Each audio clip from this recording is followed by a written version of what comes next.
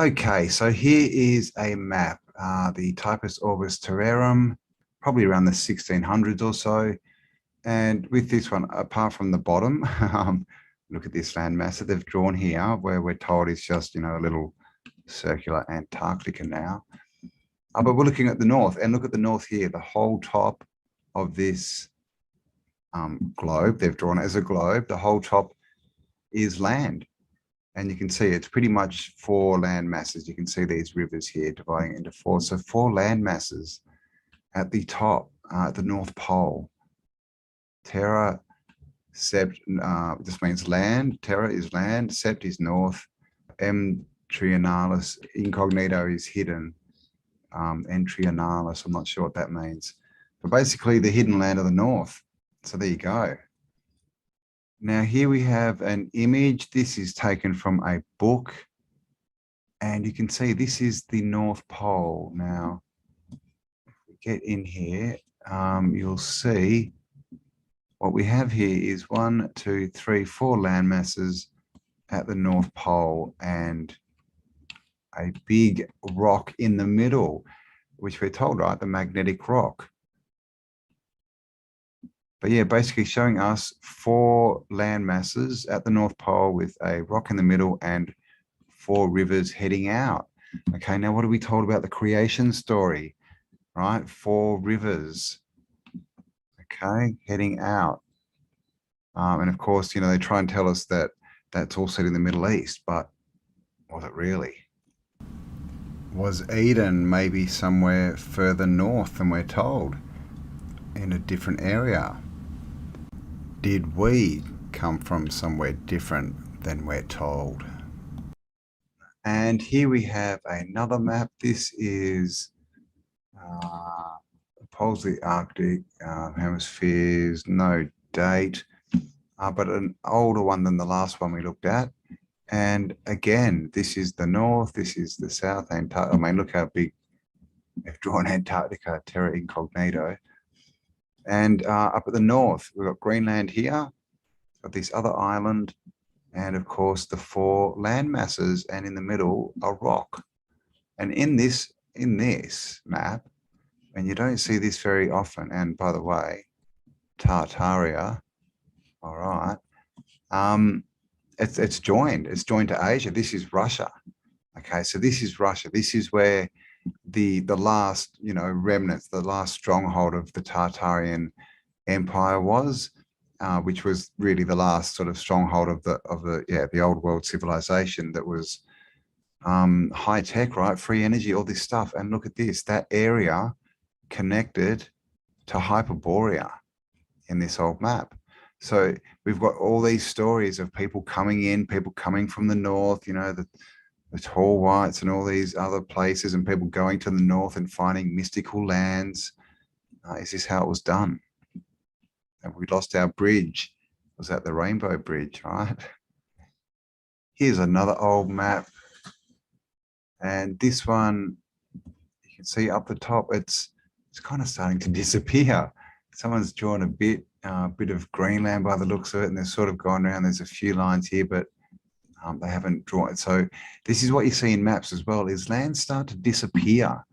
And the island of Frisland, we'll see up here in a lot of maps. It sort of appears and disappears randomly until it just vanishes. Now here we have another map. This is an interesting one. We've got the winds blowing. I've got the north up here, and there is sea. Sea, it looks like the glacial sea, but this is, Europe, and they've got this extra bit of water up here. So what are they trying to show us here? Glacial waters, and up here they've got Ginchino. So they're showing extra things up at the north as well. Here's another map. Of course, all of these, that looks kind of similar, but this is just to show how many maps we're drawing Hyperborea up here and extra islands. So Greenland here, Hyperborea, and this one doesn't seem to have Frisia. Got this one, Groenland or whatever it's called. Oh no, that could be Frisia there. Frisia, oh sorry, there you go. Frisland, sorry, Frisland. It then turns into Frisia and then into Friesland, I think, which is part of the mainland in Scandinavia and Iceland there. And it's an interesting thing, isn't it, that, you know, they tell us, you know, like Greenland is covered in ice. Why is it called Greenland? Here's another one. 1, 2, 3, 4. They've always got 4 up here, right? 4 land masses. So that they are actually, you know, confirming by, you know, all the maps are similar. They're all showing the same thing. Here's another one. And again, and they're saying Terra, so land of the north hidden land of the north, right? Even look at this, American Terra, there's even hidden parts of North America up there, but definitely 4 land masses and one huge one down here on the bottom. Again, you know, hidden Australia, hidden land down under, and up here, land masses, kind of hidden it a bit this time, but they're there. Another one.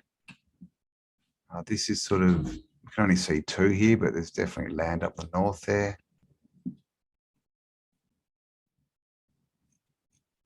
Now this is an interesting map. I'm not sure why it's drawn in this fashion, but it does show here Terra Septrimo Incognita, the land of the north hidden. Again, 1, 2, 3, 4 land masses. And again, we have Friesland, Iceland, and this extra island here as well. Now this is an old, what's this? Description map. We've got the Americas here, Asia. And what do we have in the middle but a big chunk of land? And again, this is another one where it's connected down to Asia, down to Russia. So is that, you know, is there land up here that we've been cut off from, and at one point we were able to connect, but that got cut. And that's why we're no longer allowed up here, right? What do you think? Because all of these maps are showing the same thing. All of them showing land at the north. And there's just so many of them. Here's another one. 1, 2, 3, 4 continents. Greenland, right? Looking different to what it does today. This extra island up here. And then we'll have Iceland. And down here is Friesland. And of course, they use when you go back, the language changes. I use F's for S's. When you get back to sort of the 1600s. Another one in color, same thing. Now this is just the other end, right? This is Australia. And look at this. Well, Antarctica, they're calling it, you know, Terra Australis, hidden land down under. But different to what we're told today, right? And South America's almost touching. Another one, 4 land masses. Hyperborea, they're calling it Hyperborea yet, not sure. 1550, is that what that says? All the seas up there, Greenland, Iceland again. And again, we have this connection down into what would have been Tartaria. There you go, right there, Tartaria. I think we've seen this one, but yeah, another one. Just showing lots of land out there. So, you know, the story we're told, and they go so far out of their way, don't they, to make us believe there's nothing there, you know, apart from, you know, polar bears sitting on ice blocks, apparently. But all these old maps, they all show the land. And of course, in Google Earth, if you go and have a look at the north, it's so fake looking. It's just so clearly been, you know, tampered with. And it's because they're hiding something. I mean, why else would they do it, right?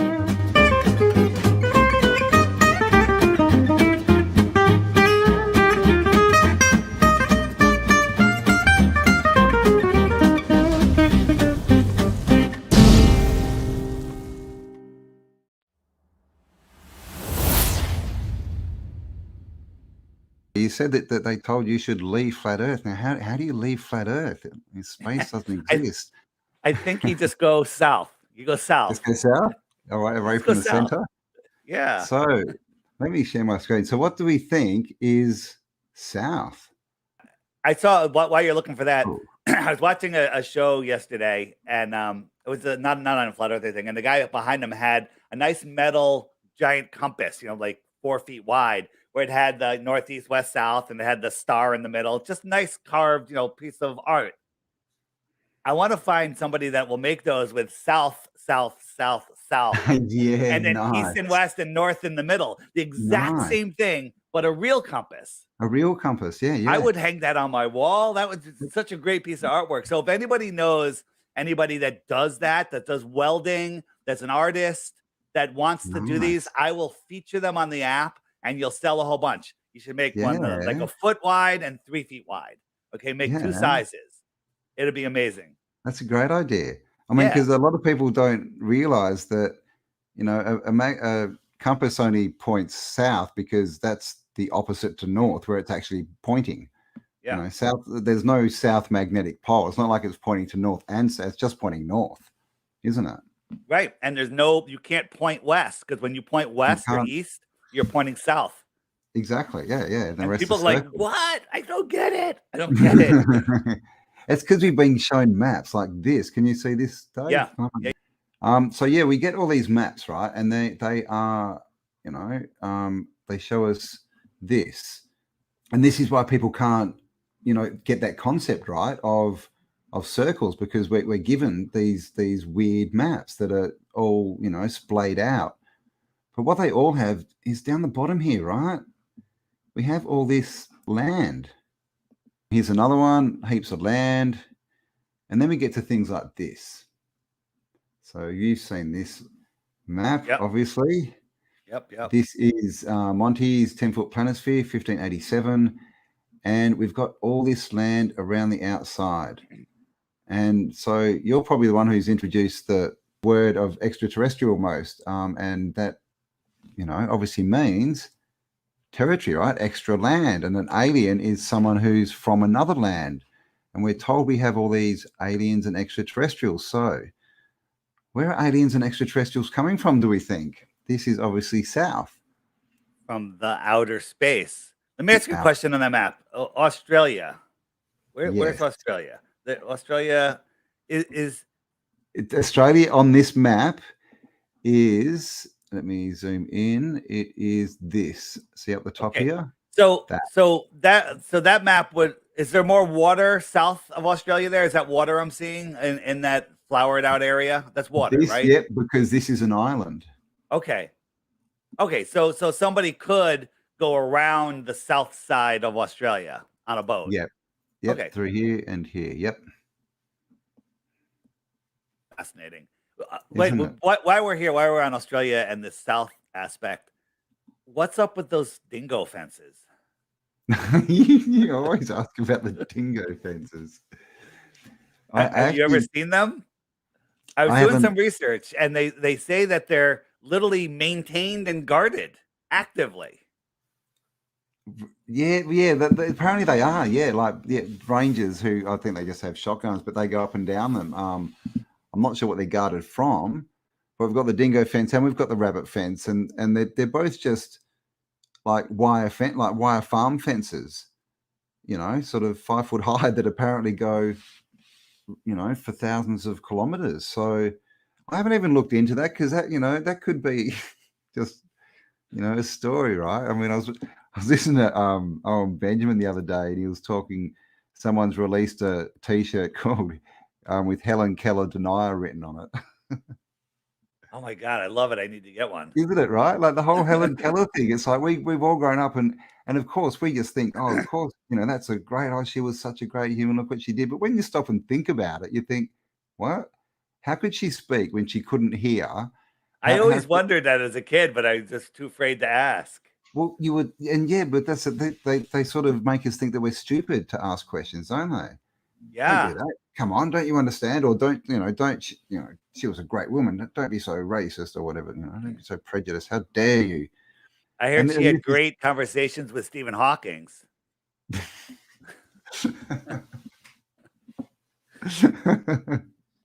Yeah, I agree. I mean, it's exactly right. I mean, maybe that's another T-shirt for you, right? Stephen Hawking denier. I think that could be the second T-shirt. That's a great idea. A whole series of shirts. A whole series of denier. Right? All right, so here's some more maps, and these are just all showing land, but this is the one, right? So you've seen this. Yeah, that one. That goes with the book, The Navigator Who Crossed the Ice Wall. The ice wall. Yep. Yeah, did you read it? It's good. It's a short book, Yep. and I think it has some great concepts in there. And here's the thing: people freak out about this map. It's just a cartoon, whatever. This map is scientifically possible. Outer space is scientifically impossible. We want the right to go explore the outer lands, right? Exactly. Yep. And then the first thing is you can't have a vacuum next to a pressurized system. But in a map like this, where these are all enclosed pressurized systems on a plane, this is actually scientifically, possible. Like Dave said, where flying through a vacuum and all this kind of stuff isn't, like flaming balls burning in an atmosphere with no oxygen. How does that go? And what if there was like a superdome over the whole thing? Over the whole thing. Possible. So it is. So to anyone watching, it's not like someone's gone out and said, yeah, this is a real map. This is it's been made from a story. It's just an like how do I explain? Like an imagination, just to sort of show the concept. So the definition of planet. Yeah. The definition of planet is a small piece of the plane, a planete, a planete. Yep. So we live in, let's say we live in that one of those center circles, and then all those other worlds are planetes around us, little pieces of the plane. Now think about this, extraterrestrials coming from the closest star, absolutely impossible. Okay. It's 25 trillion miles away. Okay. The distance is something your mind can't even fathom. Okay. Traveling at 100,000 miles an hour, which you can't even fathom. Right. It would take you 28,000 years to get to the closest star. And the other ones are magnitudes and magnitudes farther, just like ridiculous numbers farther. It's not even funny. But these are just 10, 20, 30, 50,000 miles away, 100,000 miles away. Nothing. Right. Yeah.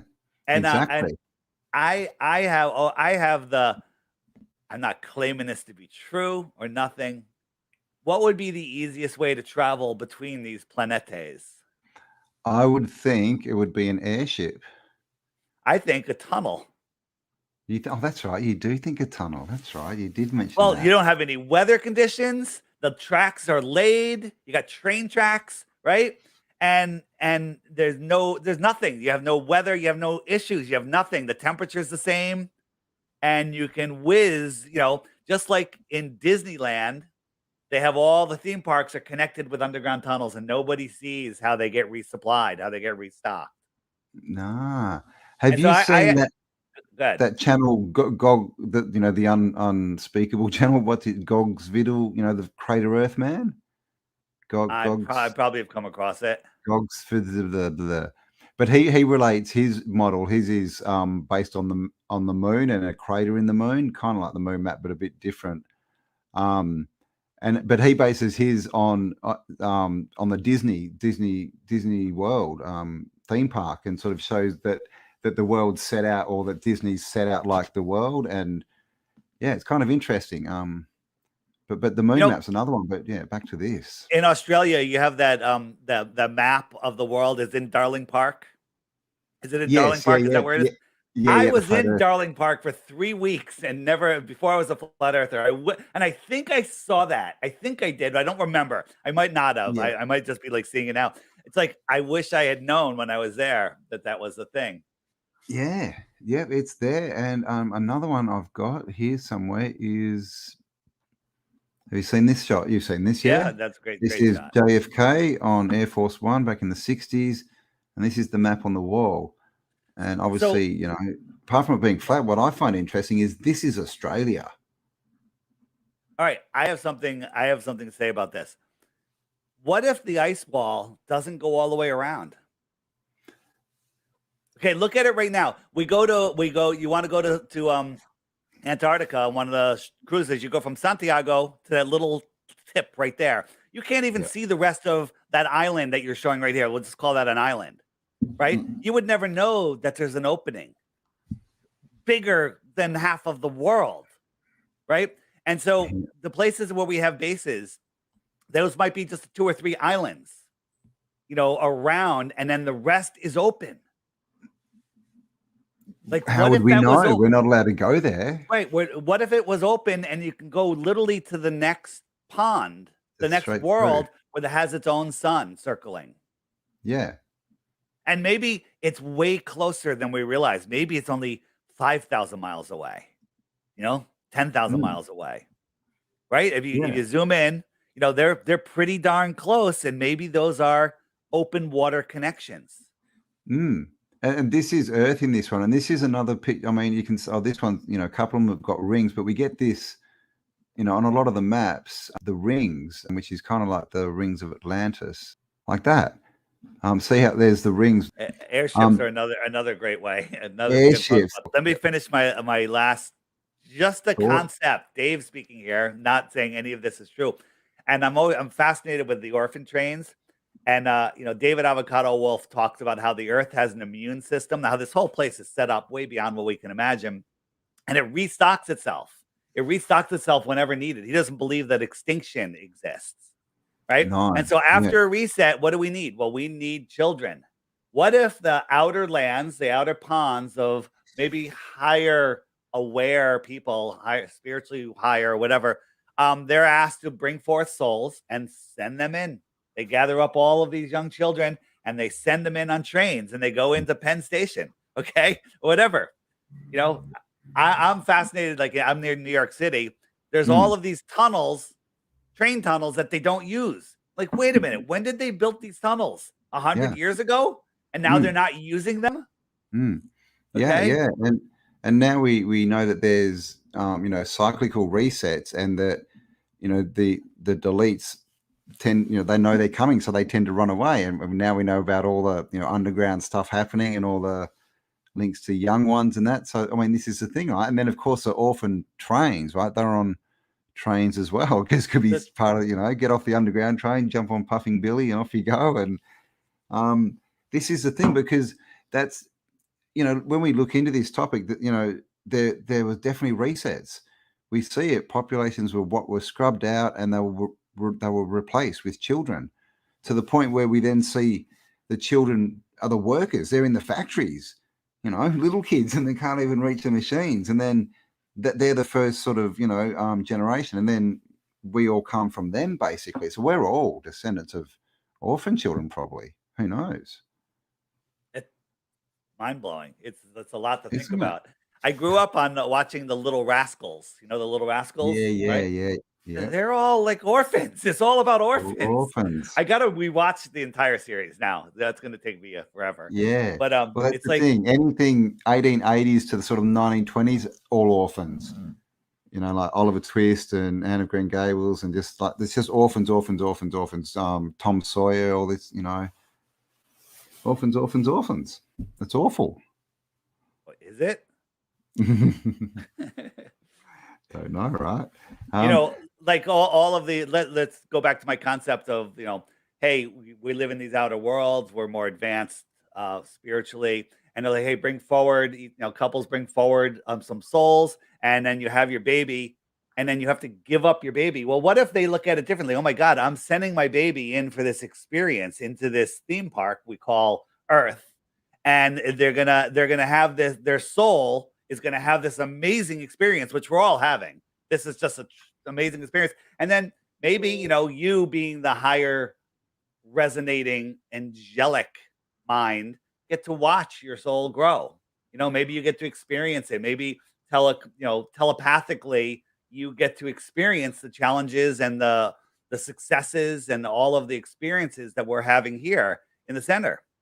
I mean, to me, that sounds amazing. That sounds like, like we're not here Yeah, it's almost like simulation kind of theory, like that. Yeah, this is like a video game we all jumped in almost. Yeah, well, I don't like using the word simulation, although although it is one of the best words to describe what the hell this place is. I say physical simulation. We're in a physical simulation, a physical simulated reality, whatever it is. Yeah. And if my idea was true, yeah, I would be like, here, put my kid into this game. I'd be honored, to have my kid go have this experience because people like there's people have hard times and people have amazing times and people have all these different times, but I think it's all just part of the experience for your soul to grow.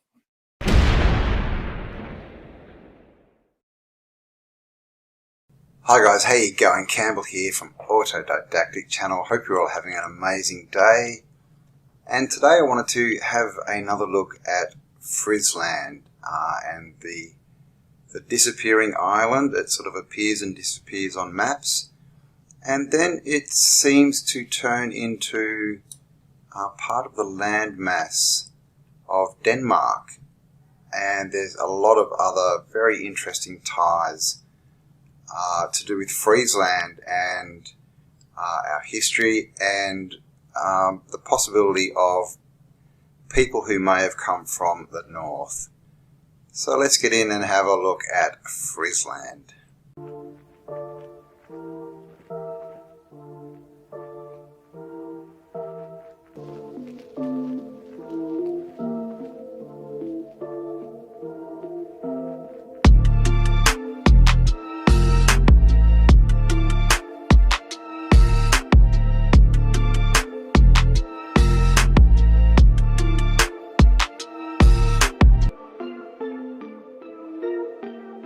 Okay, so this is a map of Friesland, and this one is dated 1566.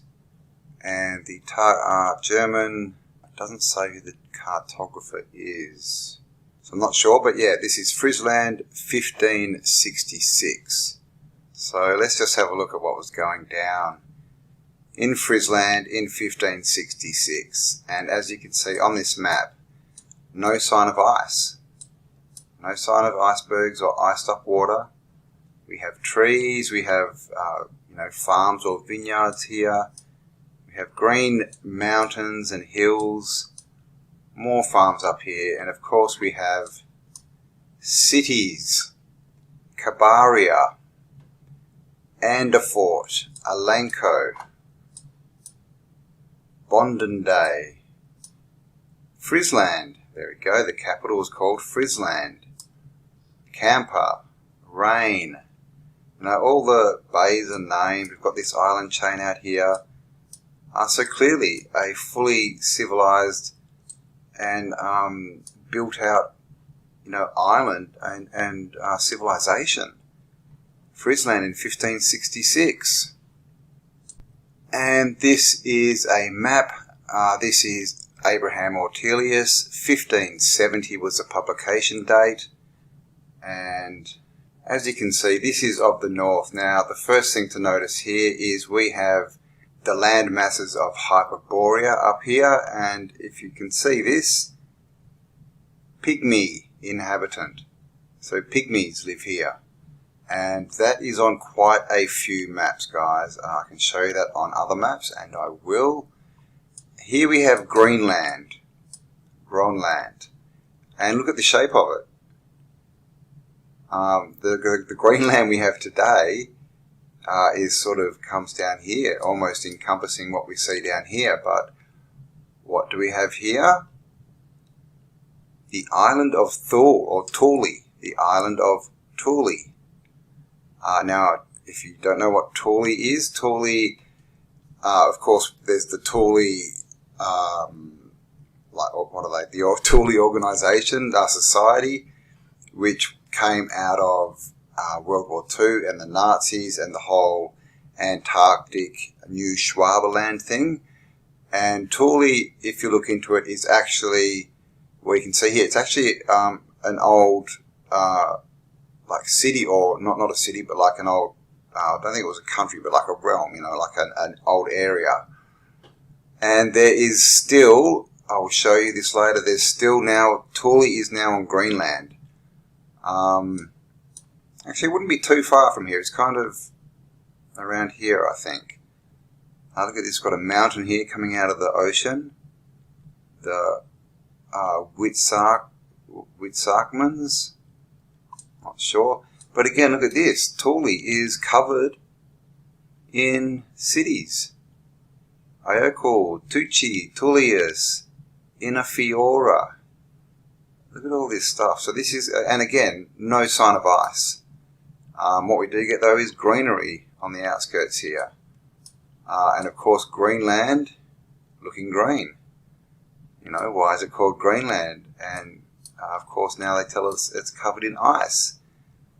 And down here we have Friesland. This is an old map, so you'll find on old maps they change F's, S's to F's.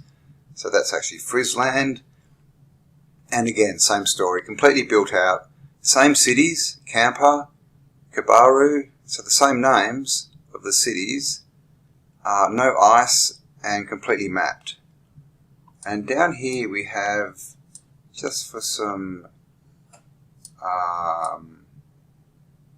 reference points, down here we have Scotland. This is the UK, and these would be the Shetland Islands here, I believe. It gets all very strange around here. All the islands change a lot. But we should also have Iceland somewhere, but I can't see it on this map. But that will pop in and out as well. Iceland was definitely around. Is that it? No. Grifada. No, so it's not drawn in on this. So let's have... Hey, look at this map. This is, again, Greenland, 1668. And this is by Philippe Briet, cartographer. And as you can see, Greenland, at Le Nouveau, this is French, the rediscovery. Oh, rediscover. Is that what that means? Res? Septennial, Sept is north. So Greenland in the north, rediscovering, island. Okay, now this is sort of what I wanted to point out. Now we have Greenland here. Now look at this. Greenland seems to, I don't know, does it connect to Hyperborea at this stage? Was it an extension? Or have they just not mapped this? Because this map is after, this is like 100 years after the last couple of maps where they clearly showed Hyperborea. Or has Hyperborea sunk? You know, is it still there? Is it under ice or is it under water? But here we have island. Okay, so this is Iceland. Now, I find it very interesting that it's called island. And again, it's drawn green. Okay, it's not drawn as frozen. And what I was thinking is, you know, if you've got people coming down from the north, and this is the first place they hit that's not part of the mainland, and they call it an island, is that where we get the word island from? And because then obviously since it got covered with ice, they just changed that, you know, that S to a CE. Oh, no, it's Iceland. You know. And even here where it's not frozen up, it's still called the polar circle. So does polar, you know, we kind of think polar means cold. But is that what it meant originally? And of course, here we have the Isle of Friesland. So there it is. It's still there. And Greenland, as you can see, changed shape again. It's starting to grow, which is strange because Greenland seems to get bigger, like, you know, waters were receding. But at the same time, we lose Hyperborea up here, like waters were rising. So what's going on there?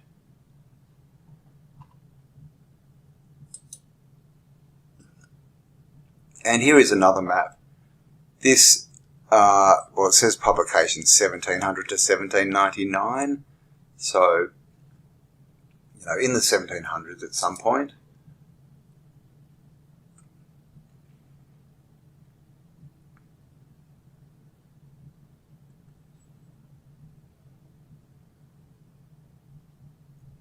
And as you can see, again, and you can see, the cartography style has changed here. We're about 150 years forward from the first map.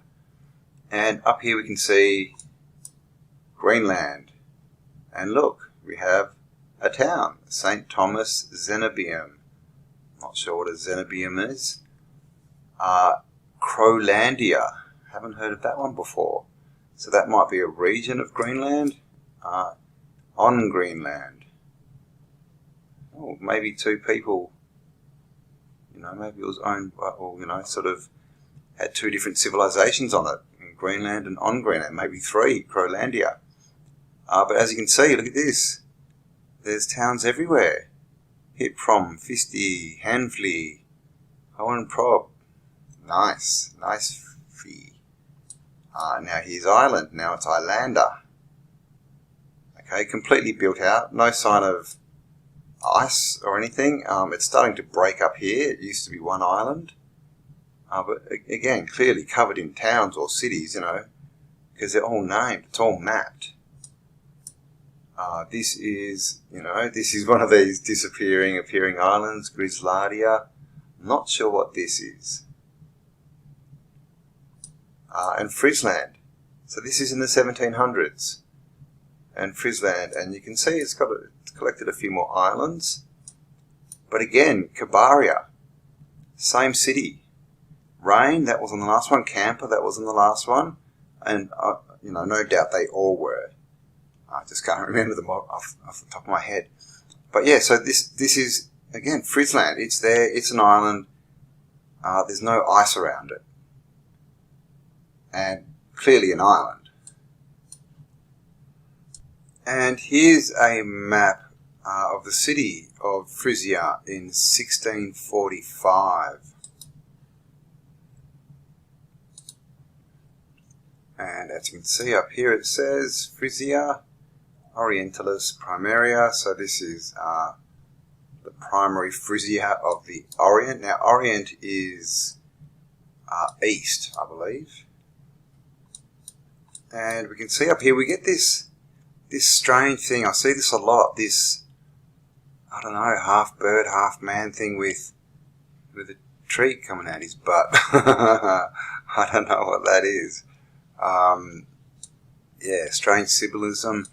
Here we seem to have the headless knight. Is that like a knight's headgear with no body, bits of red coming out of it?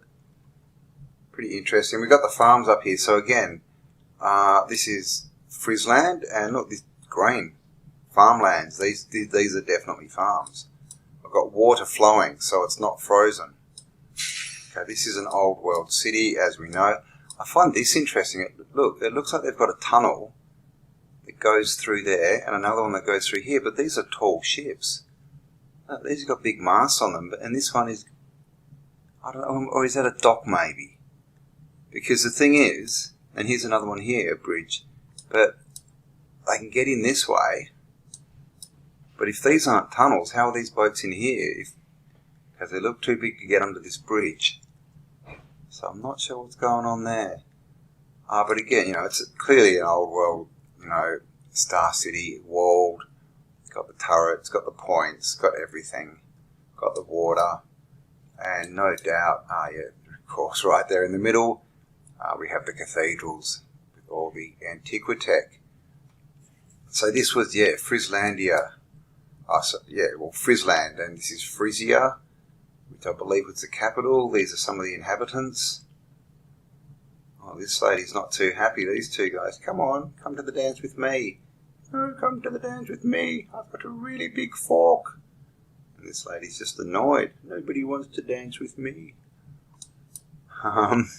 So yeah, and tall ships. They've got their flags, got the tag. Here's another Antiquitech building, the Glory Kirky. 1600s, guys. Frisia, the island, Friesland, should I say? It changes from Friesland, Frieslandia, Frisia, and also then it becomes, goes to the mainland. It becomes Frisia, I believe, is what it's called in Denmark.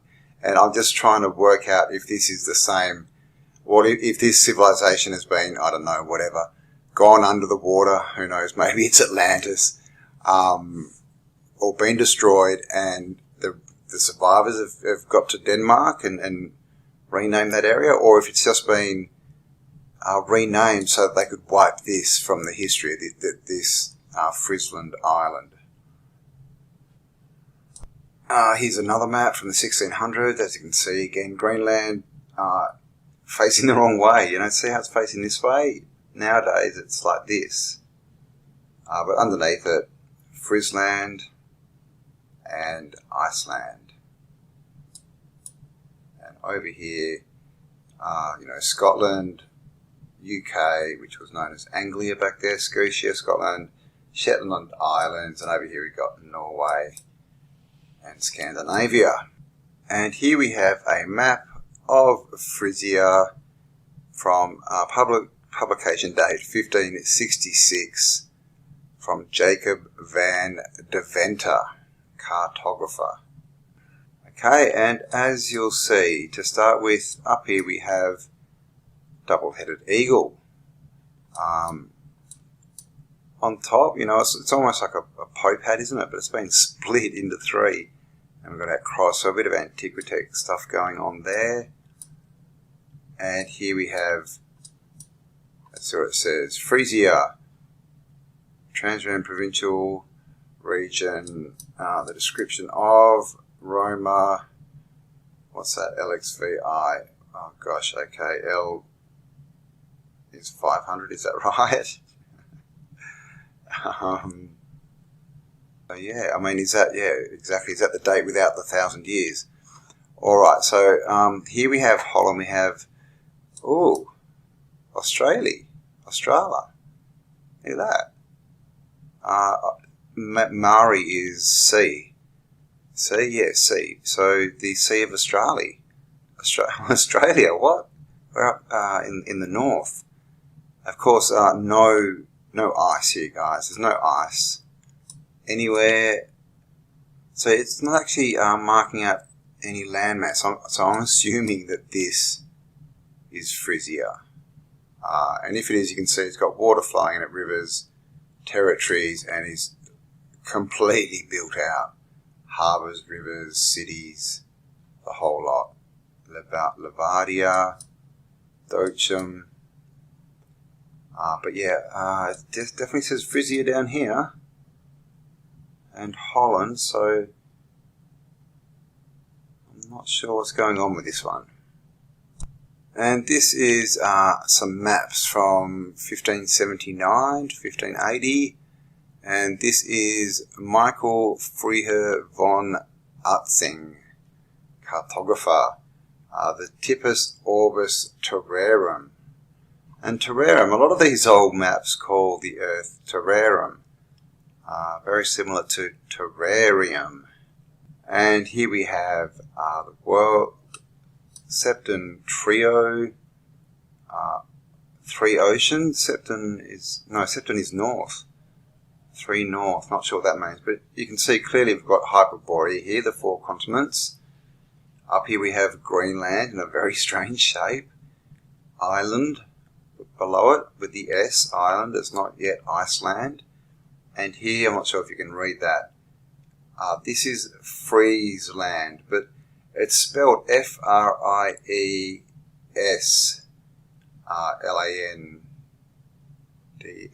I think, like. But it's not Frizz, it's not F-R-I-S, it's F-R-E-I-D, I think you can see there. So it's like the Frisia, it's spelled like Frisia that we have in Denmark today, which is just over, it's up here somewhere. So has this island migrated? Is the question, because it's definitely disappeared. And this is pretty interesting map over here. It says America discovered 1492, Christopher Columbus. And down here we have Terra Australis Nondum Cognito. So basically it's hidden. Australia, and as you can see on all the old maps, it's drawn like this. You know, and you know, a lot of people say, well, it's because it hadn't mapped, they hadn't got down here to map it, and this was just the top of the continents. But look at the rest of the world, and even up at the north, they've gone north of these continents, so why wouldn't they have gone south down here? It doesn't really make a lot of sense. So was this all, was Australia and South American places, did they used to be connected to Antarctica or to whatever is south of us? And we'll see if we can see, there's descriptions here, so they've been down there. They're telling you what it is. And if we get, where are we? This is Africa here. So South America, look at the shape of South America. Completely different. But down here, now it doesn't show it on this, but in all the old maps, you'll see that this strait here is very small. And these areas are always shown with giants in them. And of course, up the top here, these areas, or one of the islands, I think it's this one, is always shown with pygmies. So we've got small, big, and we're in the middle. I don't know, is that how it works? Here we have another map. This is all from the same book. So 1600s, as you can see, Tartaria over here. Up here, Greenland, still green. Down here we have Iceland. I'm not sure what this is. Shell, but I'm not sure what that island is. See, I thought that was where sort of Friesland was, but in this map, it seems to be migrating. Because what I found was down here. F-R-I, that's an F, but obviously S, because it's an old map. I-A, Frisia. Frisia. Which is what the island was called on other maps, of course. Yeah, so Frisia is what it's called when it's on the land. And again, I don't know that I'm just theorizing that Friesland is Frisia because the names, they interchange in different maps. Now it's saying this area here is Frisia. The island of Friesland seems to have disappeared, but this is in the water. So I can't see any Frisia there, but does that say demarcation? So yeah, something's going on here with Frisia. Here's another map, and you can see in this, Frisia is now definitely part of Holland. For perspective, what's that say? Anglia, yeah. So this is England, this is Holland, and this goes up into like Norway. So it's sort of crept down the map, because if we come up here, Norway, that's not going to show us Greenland. Let's go to the next one. And then there's this document. This is from 1718 by Menzo Atling and Johan de Broen. A description of Frisia, Libere, not sure. I think it says a description of their territories, basically. So let's have a look. So as you can see up here, Friesland, as in the island that we see, Friesland. I'm not sure what that says, after Koenig, but it looks like they're talking about, monarchs and who owns what. Dretchness, is that like Duchess? I don't know, they all look very, very authoritative, don't they?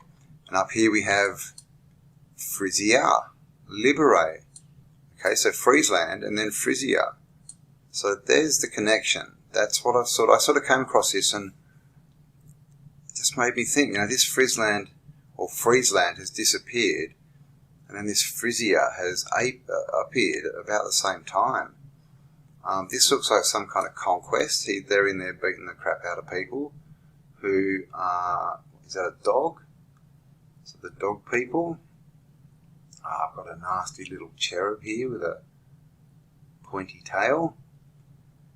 And this, I'm not sure what that is, a cat or something, but this very sort of Phoenician lady. And what is on the top of this pole, or this bit of Antiquitech, whatever it is, but a Frisian hat. And these hats are everywhere, right? Frisian hats. Frisia, Friesland. So there's something to this, I'm pretty sure. If we come down here, we've got Frisia and West Frisia. And this again, this is Denmark. So we've got sort of Germany up over here. This map is 1598, as you can see here. Arctic regions by, I'm not sure who that's from. It's just the publisher, so I don't know who drew this one. But it's the same old story, but in this one, this is end of the 1500s, and Hyperborea is not drawn in there anymore, and even the top of Greenland's gone. So we've just got the Arctic pole here, but all these strange, sea creatures. Here they've drawn in the magnetic pole. Okay, now see, they've drawn it not where the North Pole is. So this is where things start to change, around 1600. Things start to disappear, the North Pole changes, So was this an event, did everything ice over? Was this all, sort of smooth sailing, so to speak, back then? Could you get up to Hyperborea and maybe beyond? And then it's all frozen or sunk, or what's gone on? Of course, here we have Ireland, which turned into Iceland because it used to be green, but now it's covered in ice. Greenland too is covered in ice, and here is Friesland again with the same cities on it. And of course, Friesland, if you look into it now, they'll pretty much tell you it's just a phantom island. It never existed, and it just appeared on some maps, but that was just a mistake. But as you can see, it appears on lots of maps, and all the cities are the same. And it's always in the relatively same area. It does move around a bit, but so does everything in this area around, 1600s. Lots of stuff going on up there. And I found this map interesting. This is from the 1800s, so this is, when everything sort of changed. Friesland has disappeared. We have James's Island has appeared, and this Spitsbergen. This is another island that seems to sort of appear and disappear, but it's popped up. But what I found interesting about this is Greenland down here, obviously completely mapped. Doesn't look like there's ice on it. Back in the 1800s, you can see the shorelines. They're very defined. But up here, Old Greenland. New chart of the western coast of Old Greenland. What's Old Greenland? Now this Disco Island, cool name, right? That's still there. Why would they call that Disco Island? I mean, come on, what is that? Is that Epstein Island Part 2 or something? Where all these freaky parasites go and hang out? In a land mass the size of North America that they tell us is just a frozen ice cube? What's going on? But yeah, Old Greenland, and down here Greenland. You can see this is a different coastline. Is that Disco Island there? Oh, okay, so that's that bit there that they're showing. It's Old Greenland. And I guess this is New Greenland, because remember in the other maps that we looked at, Greenland was a completely different shape. Okay, it didn't have this bit coming down here. It was just this sort of top bit, as you can see in this map. So this was 1527, Abraham Aurelius, and look at the shape of Greenland. Here, it's just the top. Here again, this is Nova Greenland. You can see it's pretty much up the top here. This one we have island here with a Y. So the spelling just changes all the time. And check this out. The sunk island of Bas-Ol Friesland. So they're showing you that there used to be an island there. Now this map is dated 1767. Okay, so there we go. So it was there, and by the mid 1700s, they're saying they know it was there, but it's now gone. And look at the shape of Greenland. By the 1700s, we've got this coming down here. And the 1800s, look at it. It's this big, pointy bit, almost like it's the shape of Africa or South America. But when we go back to the 1500s, it's just this east to west type shape. It's got nothing at the bottom. Okay, here we have Thule and Ireland and Friesland. Now, basically the shape of Greenland now is like this. Okay, and I'll show you T.he. T.he is still there. So yeah, island of T.he. That's now part of Greenland. So did this island, but this is Ireland, like Iceland. So what's going on here? Has this been eaten up by, it looks like Ireland and Friesland have both become part of Greenland. If you look at that, and what's down here, and then we go to this map and you see the shape of Greenland coming down here. It's not the best map, I know. Okay, so this is a little bit better. This is from 1787, Greenland, and you can see the shape. And again, it's called Old Greenland. But see the shape, how it's definitely coming from the north down to the south. Okay, we have Iceland here. Now this is not attached, and we have no T.he. Okay, there's no reference to T.he there. Now if we come over here to Greenland, here's our Disco Island, and as you can see it's completely mapped out, and it even has these islands at the bottom here, where Friesland used to be. So this is the thing, is Friesland now part of Greenland is what I'm trying to work out. I'm just trying to see if there's any city names that are the same, but I can't see any at the moment. And then there's this map. This is from the 1600s, and this is north up here, and again it looks like Greenland is getting attached to an island. Again, there's no real, I can't see any city names that line up with Friesland. We've just got Red Beach and Fox Point. That sounds a bit strange. But yeah, look at Greenland there with this little island hanging off the end of it. And this is the modern Greenland. 1937. Greenland. And as you'll see, we've got all these new interesting islands everywhere. Again, Greenland used to be this. Okay, shaped this way. Iceland down here. That's Iceland and T.he, and this is Friesland. But now it's shaped like this. Okay, so the old maps show kind of this. Then we see it finally, attaching to an island, and it just gets bigger and bigger.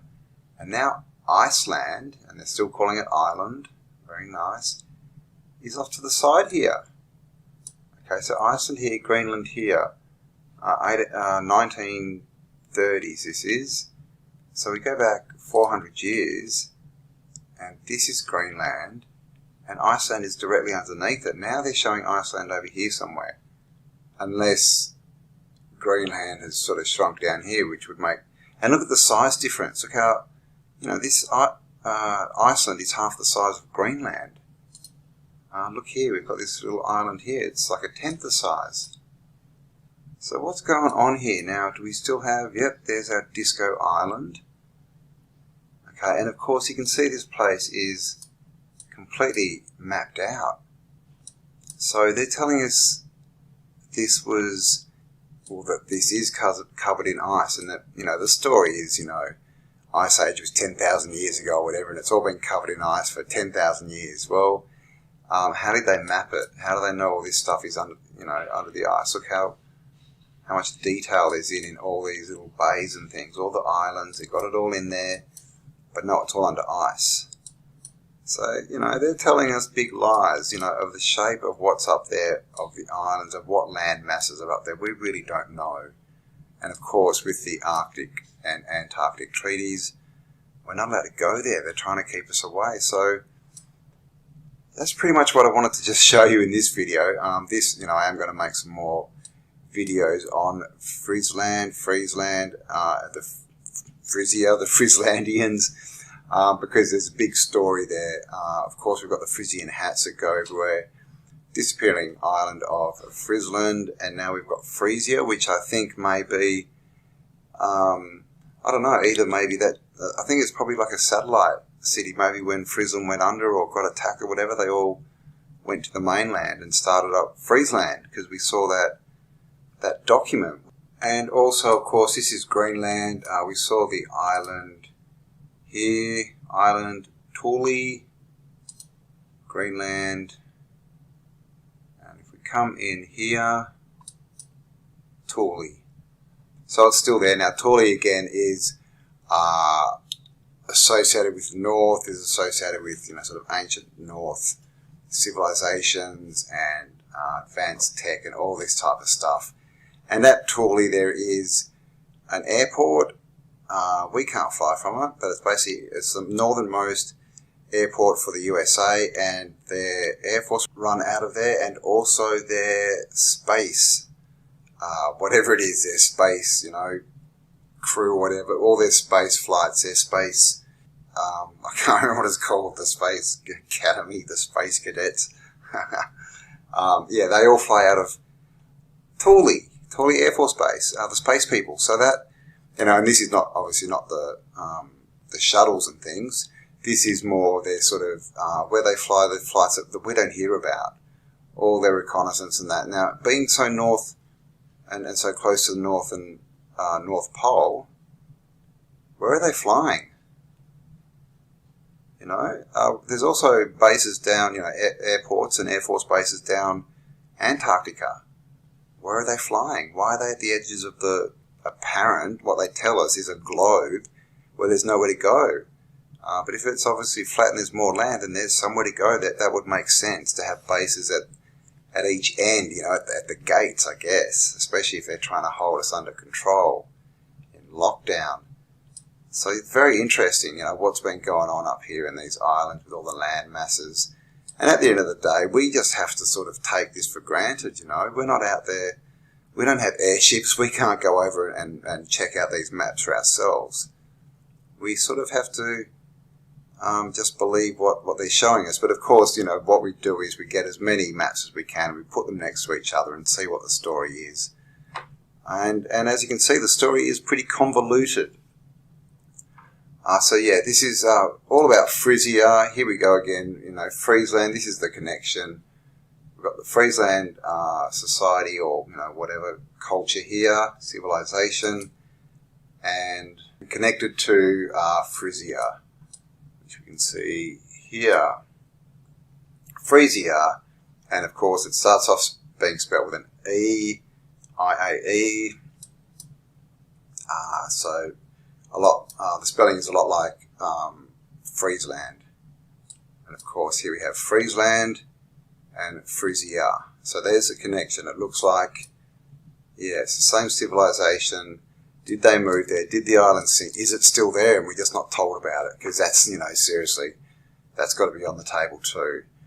And another thing about the Frisians, there is a book called the Oera Linda book, and I'm just going to read a little bit at the end here for you, just to give you a bit of background, because I'm going to get into this further, because there really is so many connections. And this Oera Linda book, it's from it's pre-reset. It's from this culture, and they talk about the flood, and they talk about the takeover and what happened, and the whisperers, how they came in and subjugated all the teachings and took over from within, which is, of course, what we know. This is how they operate and what they're trying to do right now. And just one more link for you. Friar, the word friar, that also comes from the Frisians, from Friesland, and the etymology of Friesland is free. They were literally known as the free people. So this is why I'm very interested in these people, and apparently they were tall people, the giants, the tall, as far as we know, blonde, blue-eyed people, which of course is the description we get of the people that went to South America. Coaxacoatl was described as that. The white people that came from across the ocean, had beards, blue eyes, and gave them technology and civilization. And we get that same story. If you look into, artwork from a couple of thousand years ago, what they tell us is a couple of thousand years ago, I think it's mainly Hinduism and Buddhism. All the statues have blue eyes, all of them. So there's definitely a connection here, guys. And like I said, this is just part 1. Well, it's actually about part, 4 or 5 of my videos on the Arctic. But there is a massive story there, and yeah, I will keep delving into this for you. And of course, Arctic, the arc and the Antarctic. And of course, in the middle is the energy, right? So that's another thing, the Earth as a battery and these ends. But does arc mean something else? Who knows? Because when you think about it, an arc is really, it's the space that the electricity jumps between, isn't it? It's that leap between one side to the other. That's the arc. So is that telling you, are these doorways? Right, the arc. If we get to the right place or the doorway, can we become the arc and jump through to the next point? Arctic, Antarctic, who knows? And I haven't even touched on the Antarctic, which is just a bigger story. So there you go, guys. Thanks for spending some time with me.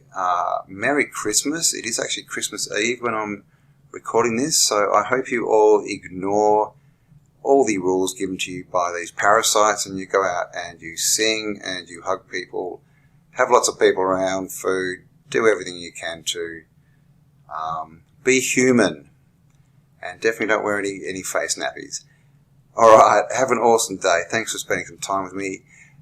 Big thank you to everyone who supports me by sharing this video, all your likes and comments, and also, of course, everyone who supports this channel through my PayPal, Patreon, and merch store. And if you would like to help out, there are links below. And yeah, hang around, and I've just got a little bit of reading to you from the Linda book, which will give a bit more background into who the Frisians were. And like I said, I will definitely be continuing with this theme. Alright guys, have an awesome one. Talk to you soon. This is from the Linda book. I think it's Oera, O-E-R-A, Linda book. Now this is a book from a previous civilization, basically, from people who came from the north, the Frisians, the free people. And this says, Oki, my son, you must preserve these books with body and soul. They contain the history of all our people, as well as our forefathers. Last year I saved them in the flood, as well as you and your mother, but they got wet, and therefore began to perish. In order not to lose them, I copied them on foreign paper. In case you inherit them, you must copy them likewise, and your children must do so too, so that they may never be lost. Writers in Luwet, in the 3449th year after Atland was submerged. That is, according to the Christian reckoning, the year 1256. Hedo, surnamed over Dalinda. So I think that last bit is when it was written. Now, you can see here it says 3,449 years after Atland was submerged. Now, Atland, do you know what Atland is? Atland is America. So after America was submerged, and this is starting to come out, it's starting to become evident that America, we started off a few years ago saying, California was an island, and then there never used to be Great Lakes, and then they suddenly appeared, and then we have maps where America's cut in half. And now we have writings and books coming out saying it was submerged and it was Atland. And I also have maps where America is called Atlantis. Of course, Atlan is Atlantis. So is America the famed Atlantis? Did it get submerged and wiped out? Only to be sort of, rediscovered in the age of rediscovery. 30 years after the day on which Volksmoder was murdered by the commander Maggie, and that's M-A-G-Y, so it's like Magi, but it's got a Y on the end, so Magi, Maggie, was a time of great distress. All of the states that lie on the other side of the Weser had been wrestled from us and had fallen under the power of the Magi. I'm going to call them Magi just so you know who they are. And it looked as if his power was to become supreme over the whole land. To avert this misfortune, a general assembly of the people was summoned, which was attended by all the men who stood in good repute, with the Magden, or these priestesses. Then, at the end of the 3 days, the whole council was in confusion, and in the same position as when they came together. You all know that I was 3 years Bürgermagd. You know also that I was chosen for Volksmoder, and that I refused to be Volksmoder because I wished to marry a Pole. Not a Pole, but a Pole. But what you do not know is that I have watched everything that has happened, as if I had really been your Volksmoder. So I'm not sure what a Volksmoder is, some kind of person or politician, I'm not sure, some kind of leader. I have constantly travelled about observing what was going on. By that means I have become acquainted with many things that others do not know. You said yesterday that our relatives on the other side of the Weser were dull and cowardly, but I may tell you that the Magi has not won a single village from them by force of arms, but only by detestable dissent, and still more by the rapacity of their dukes and nobles. Now there you go. And I've said this before. So this is saying that they're going in, the Magi, and they're not using weapons. When they fight, they lose. So what they do is they go in and they subvert. They go in and they lie and they whisper, the whisperers. Slowly take over from within. Fryer has said, we must not admit amongst us any but free people. But what have they done? They have initiated our enemies, and instead of killing them prisoners or letting them go free, they have despised the counsel of Fryer and have made slaves of them. Because they have acted thus, Fryer cared no longer to watch over them. They robbed others of their freedom and therefore lost their own. This is well known to you, but I will tell you how they came to sink so low. The Finn, and then that's Finn, F-I-N-N as in Finnish, Finland. The Finn women had children. These grew up with our free children. They played and they gamboled together in the fields and were also together by the hearth. Then they learned with pleasure the loose ways of the Finns, because they were bad and anew, and thus they became denationalized in spite of the efforts of their parents. When the children grew up and saw that the children of the Finns handled no weapons and scarcely worked, they took a distaste for work and became proud. The principal men and their cleverest sons made up to the wanton daughters of the Finns, and their own daughters, led astray by this bad example, allowed themselves to be beguiled by the handsome young Finns, of derision of their depraved fathers. When the Magi found this out, he took the handsome and the handsomest of the Finns and the Magyars, and promised them red cows and golden Horus, to let them to be taken prisoners by our own people in order to spread his doctrines. His people did even more. Children disappeared, were taken away to the uplands, and after that had been brought up into his precious doctrines and then were sent back. Now, what that has just explained is pretty much exactly what has happened to us in the last, 100 years, 50 years or so. And this is the thing, they get in and they subvert, and this is, the people who wish to rule us, the parasites, the archons, the deep state cabal, child traffickers, whatever you want to call them, they get in it and they change. Like they're talking about, they get in with new information and with no morals, no ethics, and they change the moral standards of the children. They go for the children, and by that they change the next generation, and so they change society.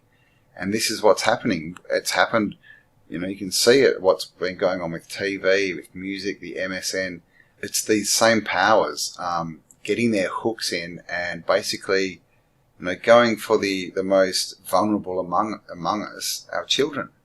And they did it back then, and that's how that they started to demoralize us and started to creep in. And we can see that they kept going, and this is where we are now. Luckily for us, we're on the verge of a new age, and this is pretty much going to stop them in their tracks.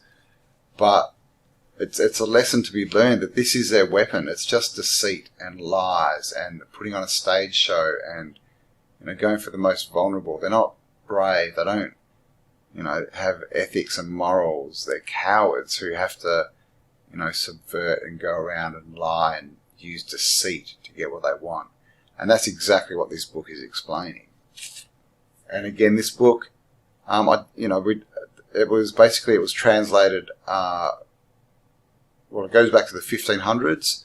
Definitely is when they've dated it as someone came into its possession, and then it was translated or sold and everything in the 1800s. But as you can see in the start, it says that it's talking about dates that went back thousands of years, and they even say that this is a copy of the original, because the original was damaged in the flood, and I'm not sure what flood that was.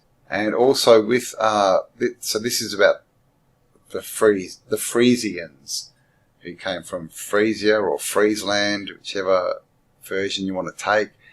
Their name originated from free, the free people, the free land.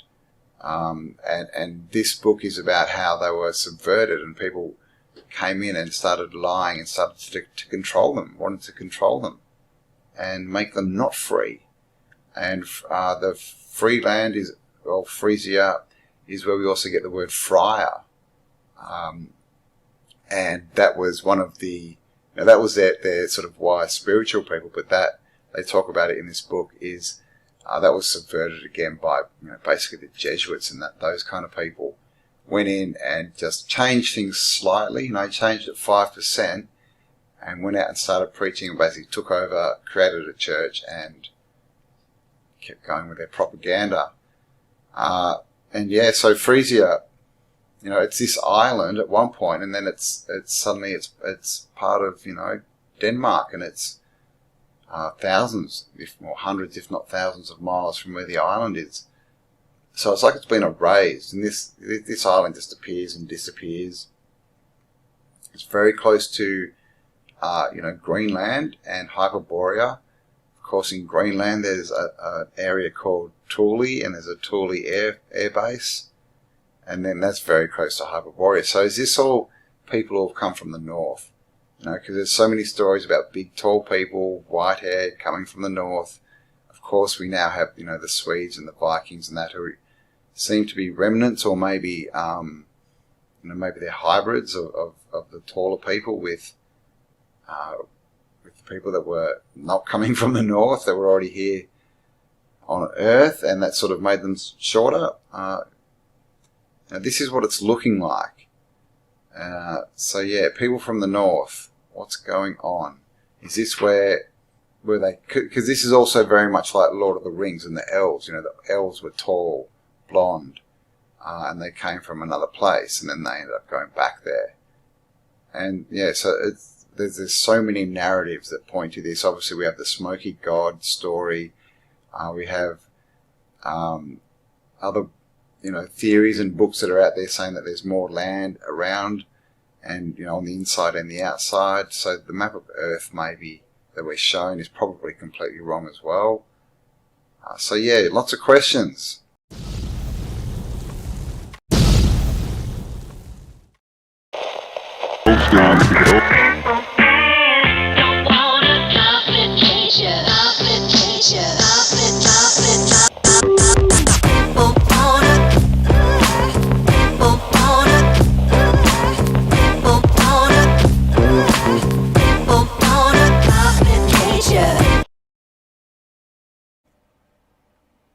There has been a lot of discussion of late about the shape of the realm that we live in.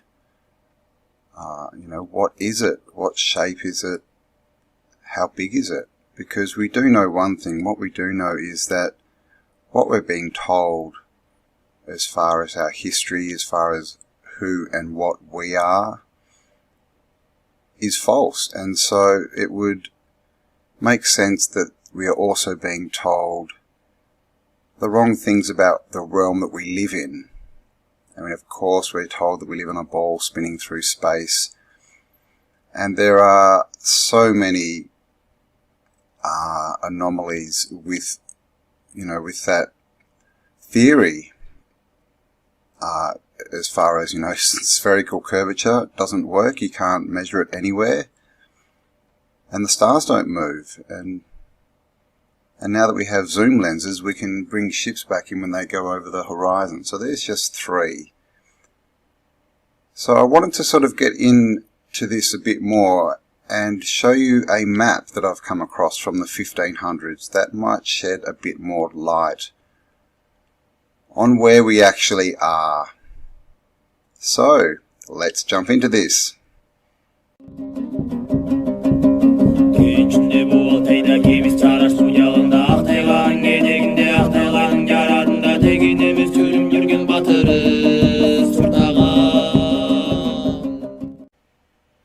This is David Rumsey Map Collection Cartography Associates, and this is a pretty cool site. I haven't actually gone through it too much, but as you'll see, it is covered in old maps. So there's quite a lot here you can go through. I believe we can just click on them and we get pictures. And I'm not sure what this is. This is some kind of tree of life or something. But there's all these maps down here as well. We've got Celestial, Americas, Civil War, cities, atlases. So lots of cool stuff. But what I want to show you today is this. This is Urbano Monti's Planisphere from 1587. It is the largest early world map, and the original is 10 foot in diameter. Made in 1587, and there's just a quick glimpse at the whole map. And the first thing that you'll notice is all this land around the outside. Two trailer park girls. And then we have, the more familiar-ish kind of land in the middle. So it's a bit hard to see. It also shows, how much the land has actually changed in, the last 500 years. Less, 450. So in the middle here, now we've seen this before on other maps. Is it Ortelius? And this is obviously the Arctic, and we have the magnetic North Pole right in the center, and land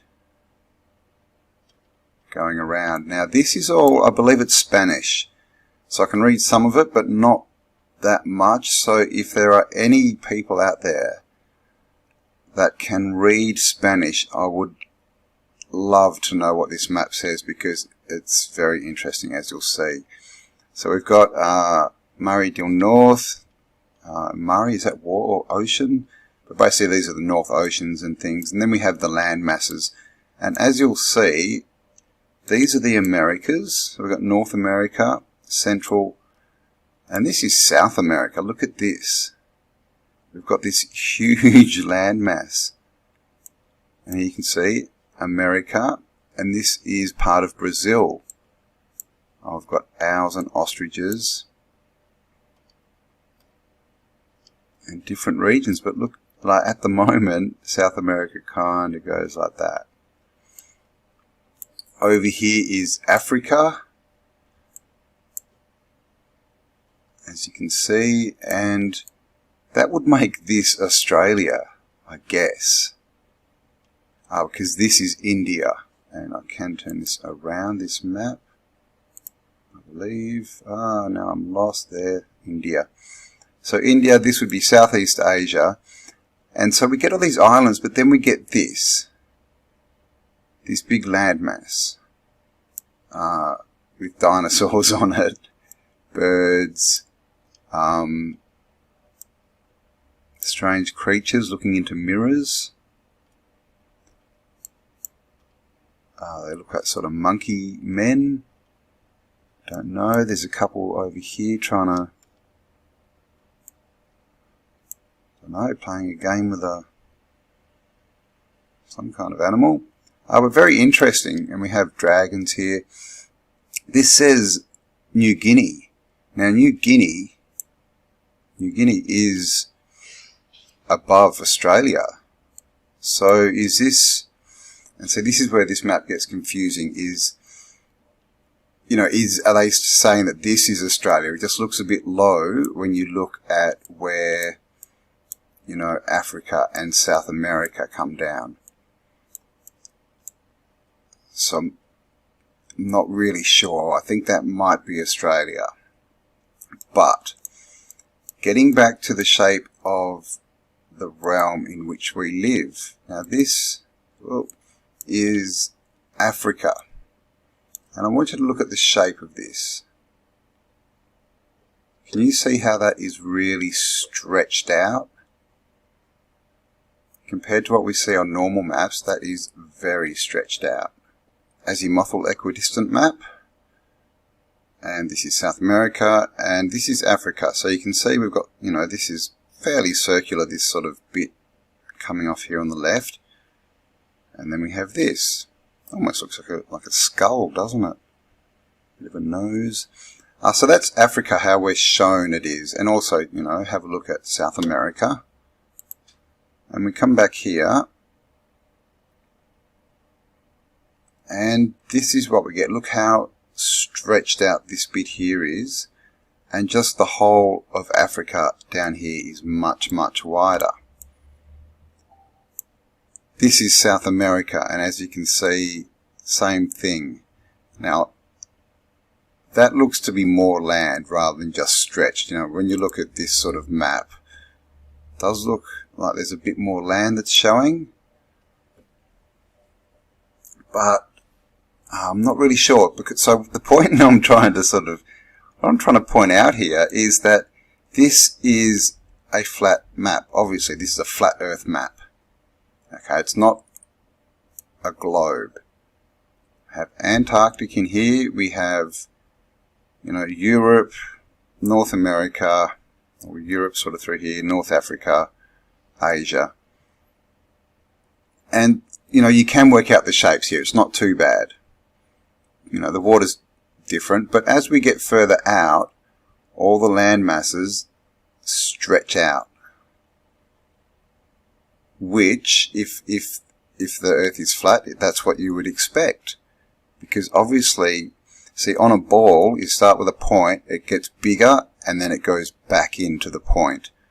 So, on a globe, the equator is obviously the longest line of latitude. Okay, so this, which is this, and they say that's the widest point, and then from there it starts to go back in and under to another pole down here. Now that, if you draw that on a map, that would mean that you would have to make these smaller to fit in. If you can imagine that tucked under, it would have to be smaller to hit down on the bottom point. On this, they're drawn quite splayed out, quite large. So is this a clue? Because this is a map, this is a proper map. This is what they used to say around, you know, 1500. So this was, you know, around the so-called age of exploration. As you can see, there's boats everywhere, some familiar, you know, signage. Down here we have a merman with a wreath. And like I said, lots of stuff written around, which I would love to be deciphered. Now, something, I found lots of interesting things on this. I mean, look at this landmass. So let's go to here, South America. That's South America here. So this is South America, Central America. You know, they're still calling this, you know, America, Brazil. Down here they call it Peru. Is that right? Oh, it is down here somewhere. We've got what looks like, you know, a llama, an alpaca. And as we come down here, we have these, the regions of giants. These dudes, I don't know. I think this guy just punched this guy's in the ghoulies. That's a bit rude. And then we have this giant out here playing mummies. And down here, so we have this break right through the continent.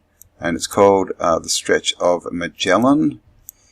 And here we have Tierra del Fuego. Now that is still part of South America, Tierra del Fuego. So is this the bottom bit of South America?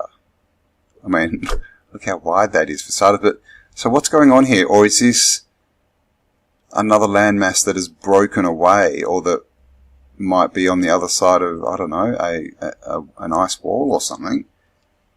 But they've just kept the names for the bottom bits of land. Because there's an awful lot of land down here. You can see it all the way around. And what's this? Because there should be nothing here. There's no continent coming down to this. Got all these mythical creatures. I'm not sure what that is. And this is Terra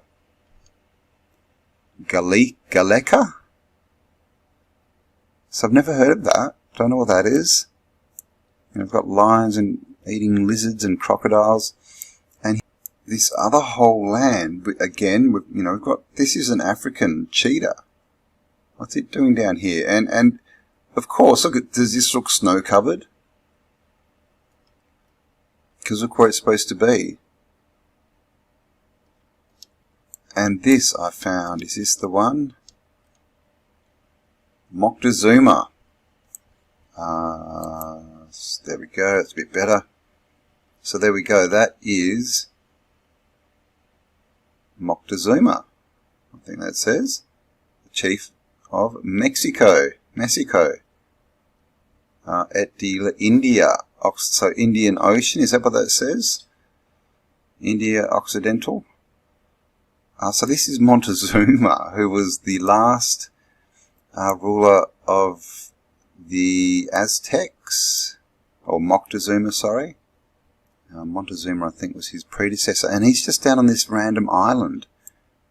I mean, now this, he could just be there, just touching it. It could just be where they got the faces. But he's from here, South America.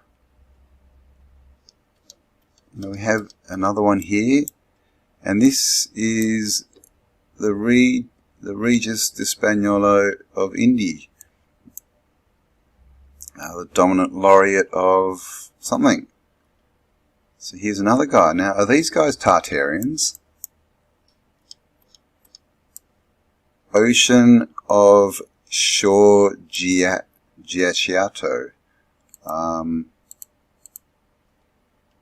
So it's naming an ocean down here below this landmass.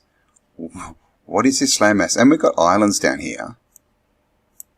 Has this got a name? Part of Brazil. So what is going on with this map? You can see this is Brazil here. How can that be part of Brazil? Like, I'm just confused. You know, I'm thinking, is this just the bottom half of South America just splayed right out? But I mean, that's too far, right? That looks like extra land to me. I mean, familiar names, but could these names just have been moved and changed? You know, more dragons, more giants. So this is New Guinea. And like I said today, New Guinea is up in the tropics. Well, actually, if we've got India, and this would be sort of, you know, Southeast Asia, Java. There you go, that'd be Java in Indonesia. Java Minor. So that'd be like sort of Timor, which I would think that would be more New Guinea. They're calling that Gilolo. And then we've got, this is like the Torres Strait Islands. So this could be the top of Australia. And look at the shape of it. But then that, I don't know, just in, it's doing my head in. Just in vicinity, you know, Australia, if we go back to this, you know, these, you know, bottom, what we call the sort of southern continents, you know, South America, Africa, Australia, you know, they're kind of, you know, like Australia's not down here, you know, in the Antarctic. It's kind of on the same latitude as these two land masses. But when we go back here, this if this is Australia and this is Africa and South America, this is quite a bit lower. I mean, the top of it, I suppose, but look how far down it goes. I don't know. I'm a bit I mean, it would make sense if these bits weren't in the middle here, like these other land bits. This is what's kind of doing my head in. So again, if you can read what this says, you can stop me having a mental breakdown. And yeah, just interesting, you know, all the different, you know, we see these everywhere, these different, you know, chimera type beasties. So here, Oceano. So what does mare? Does mare mean southern maybe? I'm not sure. Oceano. So this, here we go. So we've even got the sun. So that would be Capricorn, Equator, and in here we'd have Cancer. So I'm just wondering if they're showing elliptical patterns as well.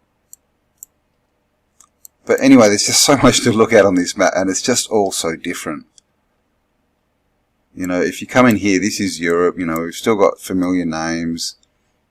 Like that's probably Lithuania or something, Latvia, Russia, Moldavia. And I guess across here would be Tartaria. So what do we got here?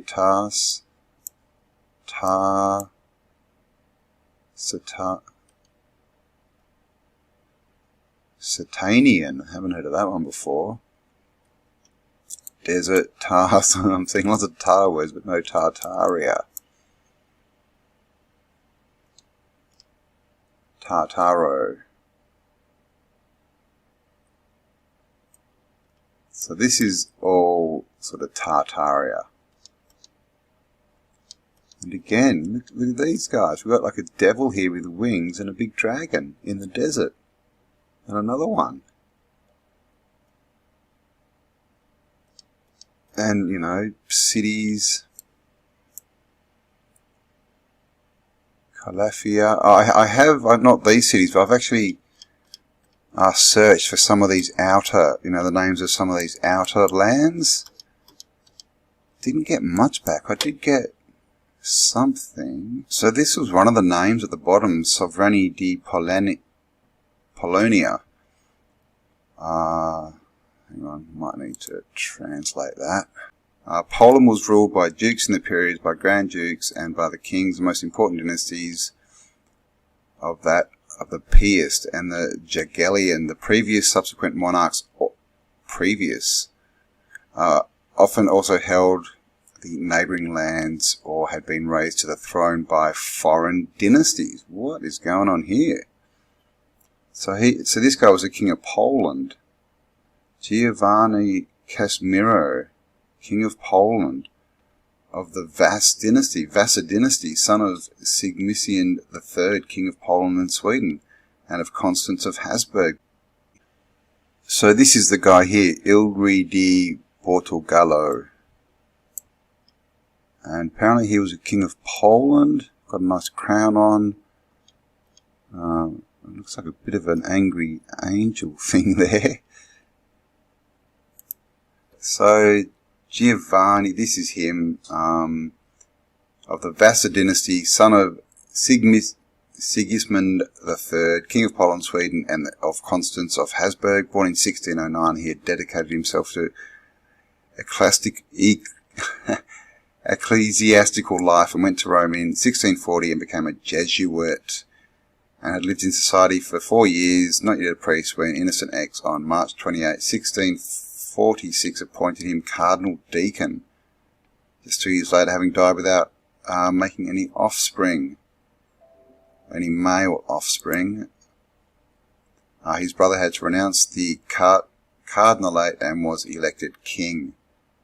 The following year he married the apostolic dispensation of his brother's widow. So this is all a bit weird. This is all around 1600s, which is, the time frame we talk a lot about. And this, I don't know, it gives you the idea that, this guy, he was sort of a prince. They grabbed him, chucked him in, tried to turn him into a Jesuit for some reason. He obviously didn't want to go along because he died pretty young, and then his brother jumped in, took his position, and his wife. A bit rough. So, yeah, like I said, I'm going to leave the link for this map, and if you can read it, there is a lot of text, and you can zoom right in. So, you can get right in and check everything out. We've got a crane down here. And this is the other thing, even down, as south as you can go, or as far out as you can go, there's no ice. And in the middle, there's no ice. So this is 500 years ago. So what's the what's the ice? There was a mini ice age in around the 1600s, I believe. I may have that date wrong, but in the so-called, Middle Ages, there was a mini ice age. Was that the start of this? And have we been... Because now we're shown that this is just water, but clearly in maps, lots of maps, not just one, they show land masses up here. So a couple of questions is, how big is this area? Because if you go onto Google Earth or maps, they show it as a very, very small area. But again, is that just a distortion of maps? You see, if you draw a map like this, just have a look at it. There is no you can just sort of blank the whole Arctic out. You don't have to show how big it is. And look at just the way that it's drawn here. Trying to show us it's still a ball, but that's the thing. If these were wrapped around further, that area in the middle could be quite a large area. And now this area, we're shown, is covered in ice. And of course, what's been going on since the 90s, sort of 25 years, they're now talking about global warming, and they're saying, oh no, the ice is melting. But clearly there was no ice back here. So is that even a problem? Or is that us going back to what this realm really should be? Have we been blocked off on this side and on this side? Because there's an ice wall there as well, and we're not allowed to go. There are treaties. We cannot go down here. We cannot go in here. Why is that? And why are they both surrounded by ice? And what's on the other side, if anything? And what's all this land? Has this ice wall moved in a bit? Are these just all covered in ice now? Is there stuff underneath which we hear a lot about? It's a very interesting map. And again, this is a proper map by cartographers, and this is what they use to get around the world. And this is what, they were paid to go and do proper maps for kings and queens and rulers. So they don't put all this effort in to make a false map. The other thing I want to mention is that people who have gone down to the Antarctic, there's been, many missions, but Captain James Cook went down there in the 1700s, and he tried to find an entrance through the ice wall, and I believe he spent 4 years sailing around. Actually, maybe he was a bit less than 4 years, and the guy after him was 4 years, but basically they spent years and years trying to sail around Antarctica, and we're told that Antarctica is just this little, landmass down here, which again they don't want to show us. So a little, if you can imagine this is the bottom, sailing around that shouldn't take 4 years, but sailing around this may. And another thing is and you can read this up, it's all online, looking at the Captain Cook Antarctic voyage, and there was another one in the 1800s, and they both had the same problem, and that they still find this today, that when ships are down in, the southern oceans, what happens is they get off their course all the time, off their bearing and their trajectory. So, and it's by as much as 20 miles a day. Now that's pretty telling, because you can imagine that if you're following a map that says this is a ball, and so once you pass here it starts getting, then that map's going to be off. But if in reality it does get bigger, like this map shows us, and you can see here, these lines of longitude are getting further apart. So if you think you're sailing here, and you go this far, but you're actually down here and you've gone this far, you could definitely be 20 miles a day off. 20 miles a day as well, so you can imagine what what that would total up to, over years. It's a lot of space. So it's a very interesting map, and I just wanted to share this with you. As I said, links in the description. Have a look, check it out. I've hardly shown you anything. There's so much on here. If you can read Spanish, I believe this is Spanish. If you can read it, please let me know. Does that say Barbaria? I don't even know where I am anymore. Oh, that's Russia. Cambell's up here. Actually, where's he? Look at that. We've still got massive buildings. And, sorry, just had a thought about the pyramids. Are they here? Okay, so we've got straight, deserts, Algiers. God, it's also different. Arabia, no, so I was down here, we should be. Mogadiscio. We've got Ethiopia. Suachi. Oh my gosh, everything's so different here. What's this? Jerusalem. Bethlehem. Cairo. And look how they draw Cairo. Look how big that is. A big encircled star. I mean, compared to the other cities, that's pretty big. And here are the pyramids. Yeah, so we've got the pyramids. Memphis, and then all the temples down. So that, and see how again how it's showing the three main pyramids. Interesting, and a nice big dragon. Alright, so guys, yeah, check this out. Have fun, look around, see what you can find. Leave whatever you can find in the comments or any descriptions, translations, things like that you can find. Philip or Max saying in his little boat. Yeah, check it out. I'll leave the link in the description. Thanks for spending some time with me. Please give me a like, share this content, hit the bell if you want to be notified of my future uploads, and if you do want to support this channel, there are links below in the description. Alright guys, have an awesome day, and I'll catch you on the next upload. Bye for now.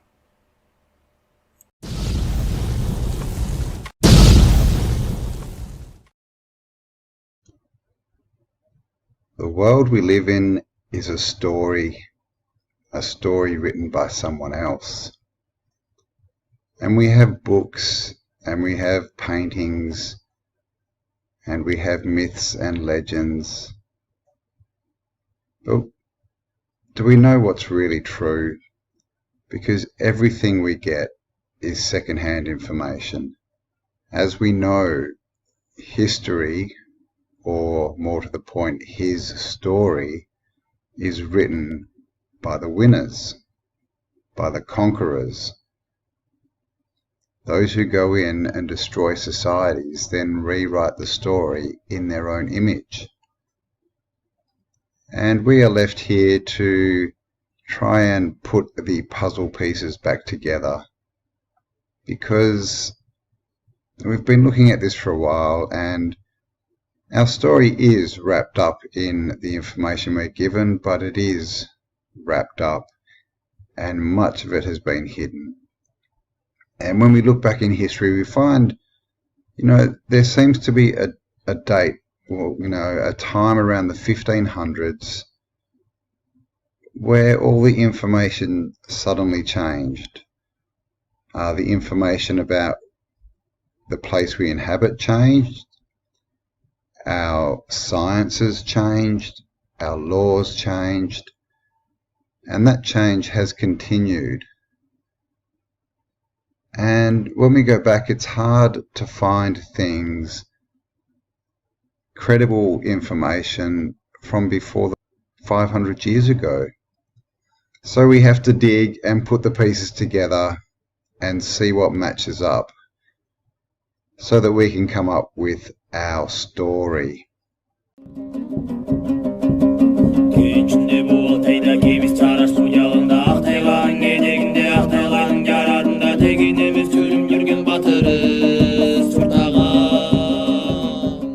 Hi guys, how you going? Cambell here from Autodidactic channel.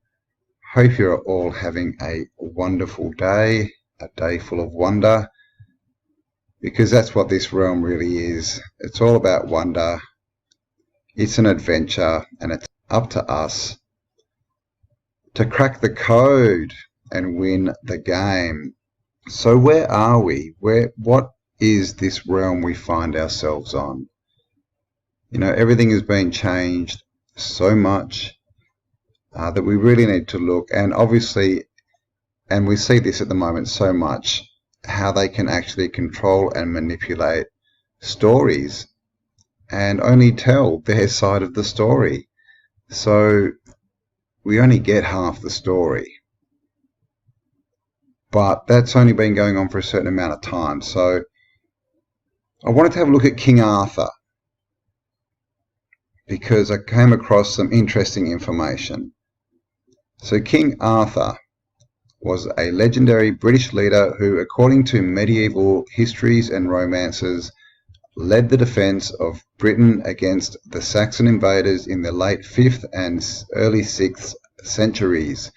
The details of Arthur's stories are mainly composed of folklore and literary invention, and modern historians generally agree that he is unhistorical. The sparse historical background of Arthur is gleaned from various sources, including the Annals of Cambell, the Historia Brittonum, and the writings of Gildas. Arthur's name also occurs in early poetic sources such as the Y.ou. So they tell us that Arthur is basically a mythical person. The details are sparse, and he was supposed to be a king in England in the 500s and 600s. And here we have a depiction of Arthur. And there's obviously, with King Arthur, there are lots of other stories attached to him, like Merlin the Magician, which would be a Magi connection, and the Sword in the Stone, which is Excalibur, King Arthur's sword. And interesting to note that most of the word Excalibur is caliber, as in guns, gun barrel width. And of course the Holy Grail. And I will get into those, but what we're going to do now is have a look at Y.ou. And it's a medieval Welsh poem consisting of a series of elegies to the men of the Brittonic kingdom of Gogaudan and its allies, who, according to the conventional interpretation, died fighting the Angles of Delra and Benicia, a place named Catraeth in about AD 600. It is traditionally ascribed to the band Aneurin and survives only in one manuscript, the Book of Aneurin. So this is Gogaudan. It's an old poem, and it lists a fight or a battle, and basically the heroes of Gongadin lose against the Angles, and the Angles were one of the main Germanic peoples who settled in Great Britain in the post-Roman period. Obviously, the Anglo-Saxons is how we know them today, but that's an interesting word, isn't it? The Angles.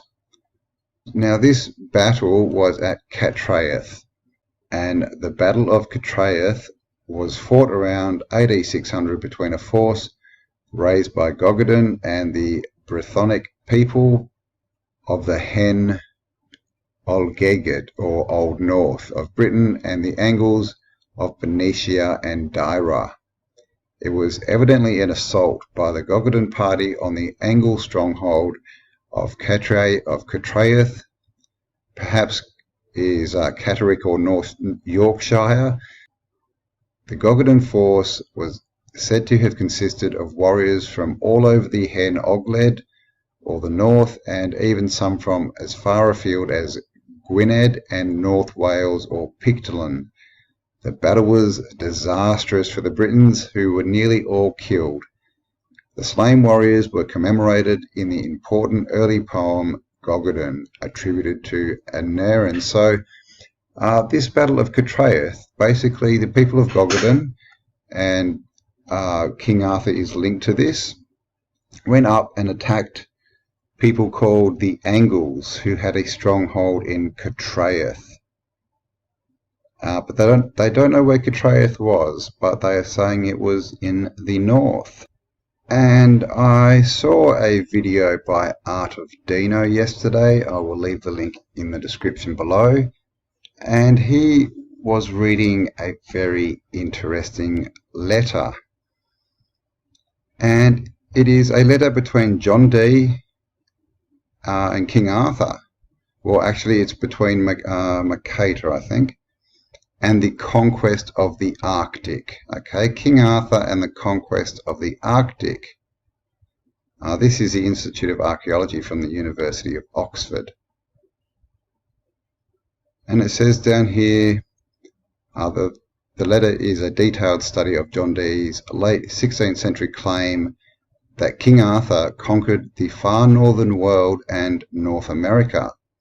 Far northern world. Although sometimes treated as Dee's own invention, the concept of Arthur as a conqueror of the Arctic and even parts of North America clearly antedates Dee. One witness to it is the Gestae Arthuri, which was seamed and summarized by Jacob Noen, who probably wrote in the 14th century. This medieval document apparently describes Arthur's attempts to conquer the far north, including an expedition launched against the North Pole itself. Another witness is the Legis Anglorum Londonus Collectae, which dates from the start of the 13th century and provides a list of Arthur's northern conquests, including Greenland, Finland, and the North Pole. On the basis of these and other documents, it would appear that the concept of Arthur as an Arctic conqueror can be traced at least to the late 12th century, if not before. So I'll leave the link to this page below as well. And so there you go. Did you know, did you ever think that King Arthur was on boats up in the Arctic, conquering the North Pole? From 1577 to 1588, the English polymath John Dee was engaged in manufacturing and disseminating some extraordinary claims on behalf of the English monarchy and its imperial ambitions. Most intriguingly, Dee, generally seen as the originator of the phrase the British Empire, argued that Queen Elizabeth could assert dominion over a vast tract of the northern globe and the New World, partially by dint of its having once been conquered and ruled by the Tudors' reputed early medieval ancestor, King Arthur. In his most important treatment of the issue, the Britannici Imperial Limites, or the Limits of the British Empire, from 1578, he wrote that Elizabeth could claim title royal to all the coasts and islands beginning at or about Terra Florida, And so alongst or near Vinto Atlantis or America, going northerly, and then to all the most northerly islands, great and small, and so compassing about Greenland eastward and to the territories opposite and the furthest easterly and northern bounds of the Duke of Moscovia and his dominions. So all the northern lands, and then it goes down here, like I said, there's lots and lots of stuff. Now, if you don't know who John Dee is, check him out. He's basically one of the, how should we say, one of the architects. And he sits pretty much right at that point as well in the 1500s where everything was changing, and he was someone who was in the know of the old world, and he had he had access to all these old world documents, which I'm sure still exist somewhere, probably in the Vatican and other places. So he knew what was going on, but he was using that information to bring in the new world, to let the new, king and queen take over the world, basically. But so the Arctic and King Arthur. So most of you have seen maps similar to this. This is the regions of Hyperborea, and as you can see, this is Hyperborea or Hyperborea. In the middle here we have Mount Meru, basically is what it is. I'm not sure what that says. Down here you can see it says pygmies, little people. They are mentioned in the letter. I'll leave the link for that as well, the actual letter from Mercator to John Dee. So yeah, so we have all this 4 lands, we have 4 main rivers going in, and these are divided up. You can see there's many entrances because we've got tributaries here. We've got Greenland, which, actually no, sorry, this is Greenland. What's that? Grokkian. So this is another island here. This is Greenland, which seems to keep changing shape. And obviously we have, Russia, Americas, and all this in the map. So we've got the Americas too. This is in the 1500s after it was discovered. But yeah, they're telling us that there's land up here at the North Pole. This is another map, and this is again from the 1500s. And it's a map of the world. This is sort of the time when it was starting to flatten out and change the maps. But you can see up in the corner here, we have a top view. We have Atlantis, Insolva. That's actually America. That's what they used to call it. Remember, I just read something saying that was called Atlantis in that John Dee letter. But here we have Hyperborea and the Arctic Pole.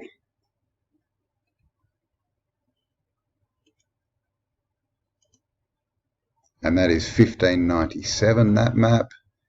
Here we have another one. This one is 1570. And as you can see, it's a map of the northern part. We've got Septentriona, which means north. The oceans of Hyperboreas. Greenland. And what do we have here? But land masses, looking very similar to that top shot that we got. We've still got this island here, which seems to have disappeared. And here it says the inhabitants are pygmies. So this is where the pygmies live. That's the same island, but the other one said pygmies. So we've got, lots of maps that from the same time that are saying the same thing. And of course you can see this sort of land mass. It's a little bit different here. Friesland. I think this is probably Iceland down here somewhere. I'm not sure. Maybe this is Iceland. But yeah, definitely we have land masses up here. And then what happened? This map here is it says 1688. So this is, about 100 years later. We seem to lose the Arctic region. It just disappears. And we get left with maps like this, when all we're given is these circles, and there's nothing there. Look at this. The most northern is, okay, that's Spitzberg, Spritzland. But the landmass is gone. Okay, up here we have Arctic, and you can see it goes way up, and the landmass is gone. And then we have all this nice Phoenician-based artworks up here with all the usual suspects. So clearly, something's changed here. There you go, 1688. And if we go in here, is that an I? Looks a lot smaller than this 688, doesn't it? Is there an I around? Oh, it's dotted. It does actually look the same, just without the dot. I-688 in the year of Iusa. But this is definitely Phoenicians. You know, they love to get their gear off. They love their flowers and their florets and all this kind of stuff, and their cherubims. So yeah, this is after the Phoenicians have taken over in the 1600s. The Arctic has disappeared. Okay, so this is the actual letter. A letter dated 1577 from Makeda to John D. And I'll leave the link. As I said before, I got this from Art of Dino, and I'll leave the link to his video where he actually reads the whole letter.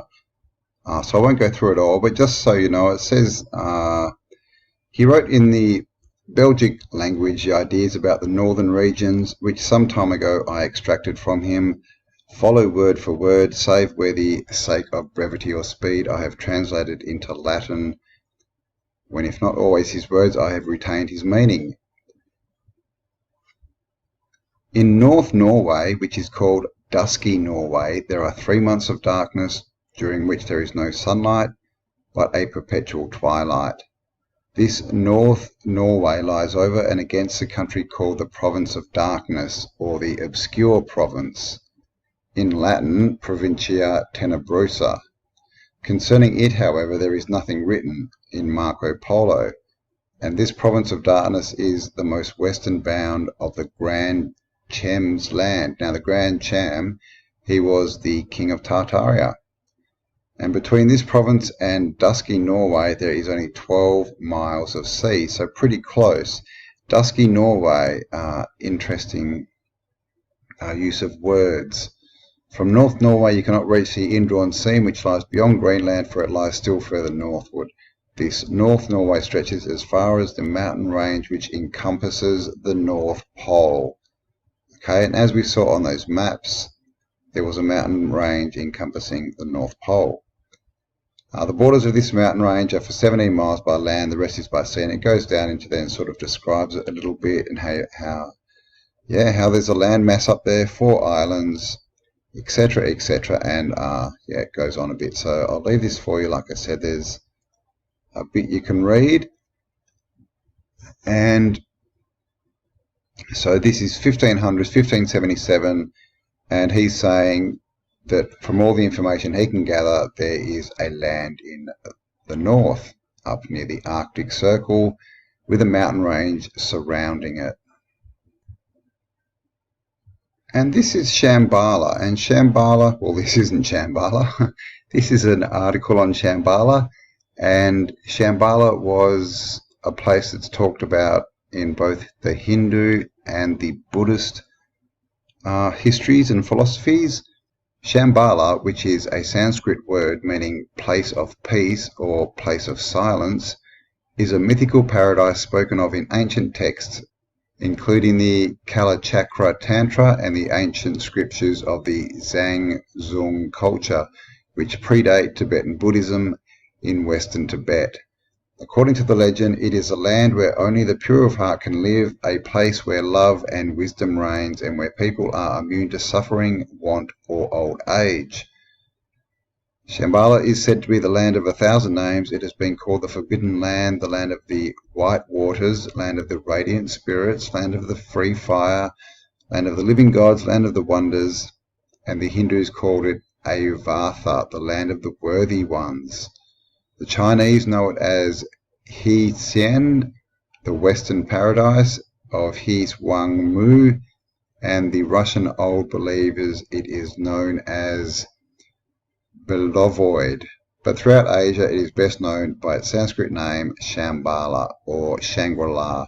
Now Shangri-La is from a book in 1933 where it was basically renamed. So as you can see, this legend or this land has names in all cultures. The prophecy of Shambhala.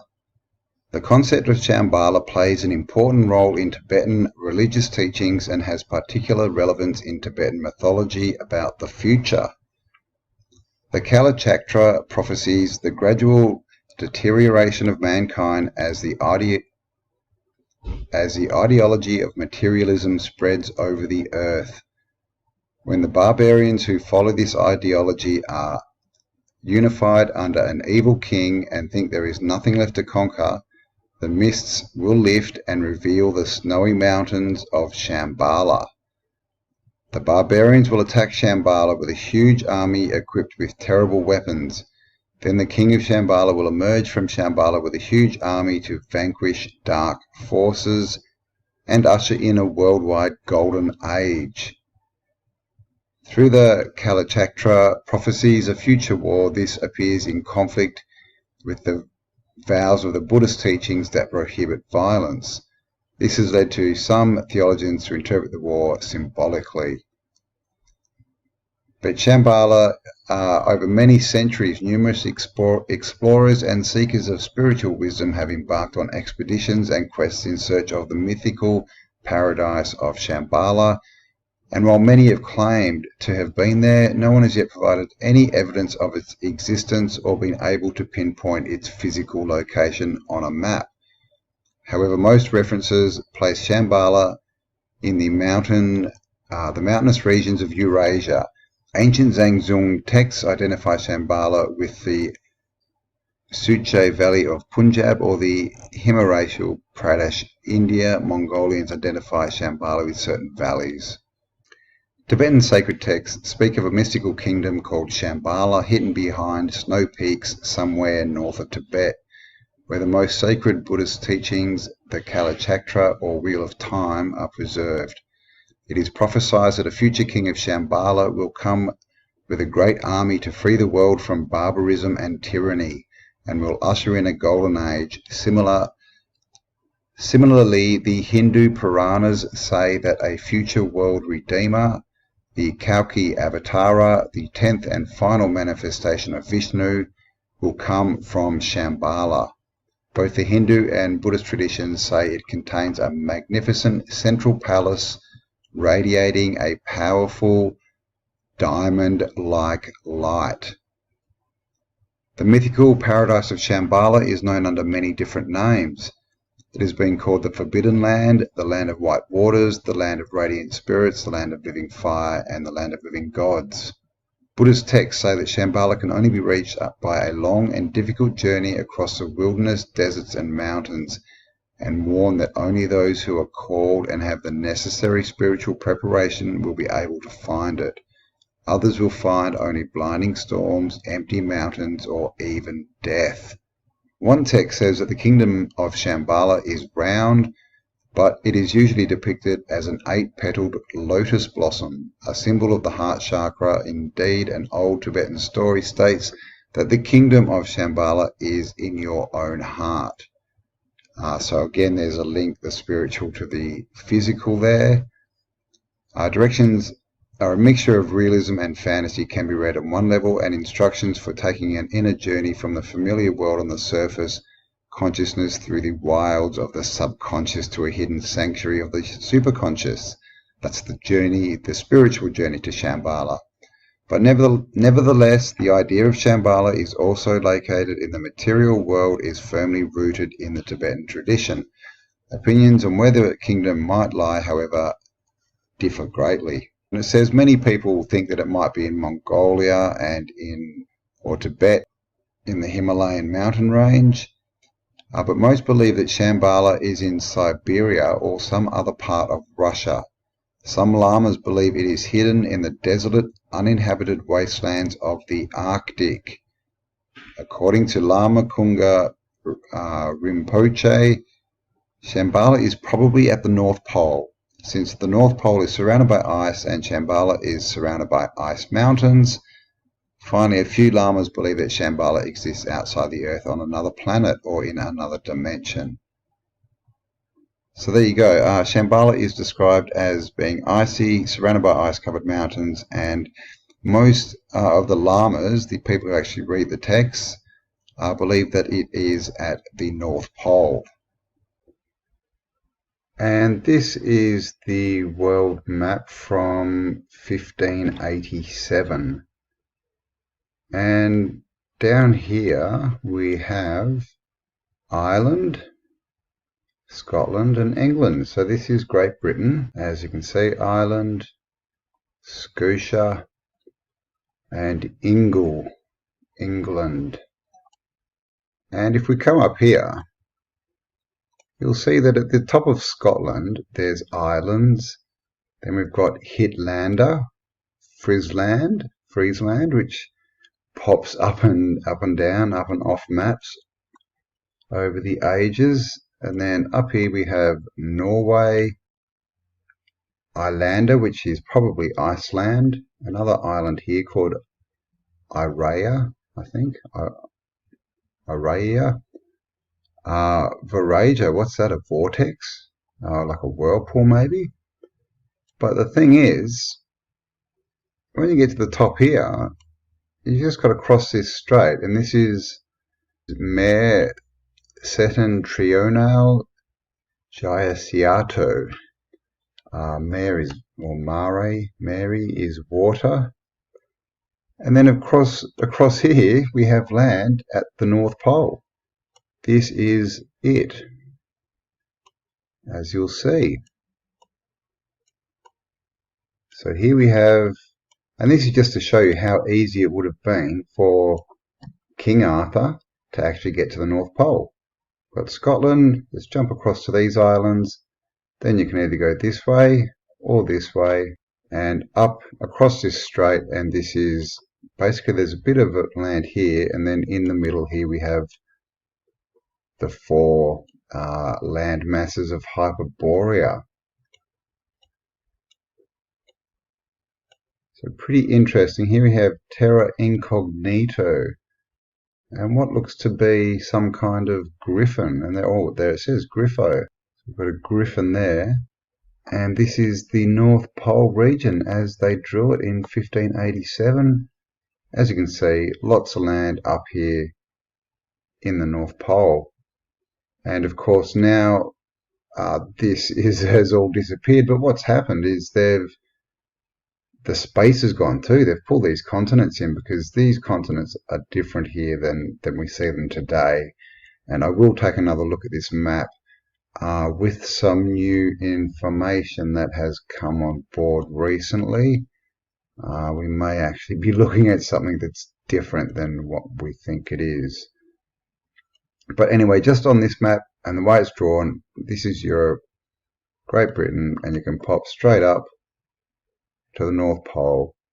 And I did want to show you one more thing, because they mentioned the pygmies, or we saw the pygmies on another map. And around here, pygmy. So we have maybe they're saying this is Greenland, Groenlandia, quasi-pygmies. So there you go. And this has actually got some other interesting people on this map as well. If we go down to the bottom, this is the bottom of South America. Looks a little bit different, but you'll see we have the region of the giants.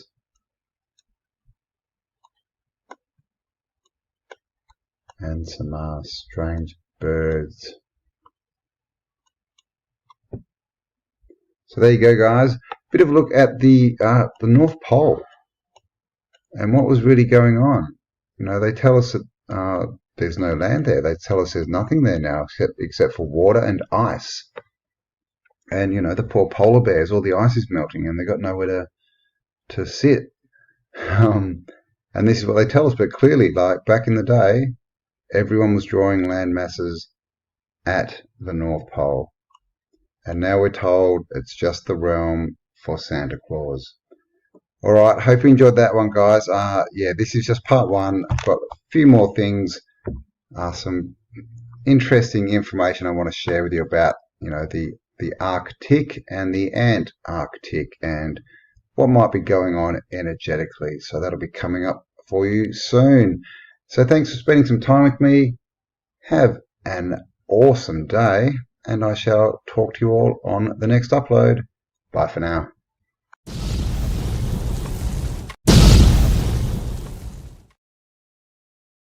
Hello and welcome. My name's Cambell and this is Autodidactic channel. Hope you're having a fantastic day. And of course, autodidactic means to be self-educated. And we all need to be self-educated, because if we're not, the only choice we have left is to believe what other people tell us. And as we're learning more and more, there is a lot that has been left out of what we have been told about everything, about history, about who we are, where we are, and of course, most other things have been distorted. So it's time more than ever to be self-educated and to be a critical thinker. And as always, a big, huge thank you to everyone who does support this channel in whichever way you can, through sharing, liking, leaving me comments, and of course, everyone who does support me through PayPal, Patreon, and my merch store. Really, really do appreciate your support. And if you would like to help out, there are links below. And today I'm going to get into Admiral Byrd in the Arctic and his diary of what happened to him. And of course, I've looked into extra land and, you know, islands and weird things up in the Arctic. And of course, we're not allowed up to the Arctic or out to the Antarctic. So yeah, I thought I'd just have a read of his diary. So sit back and enjoy.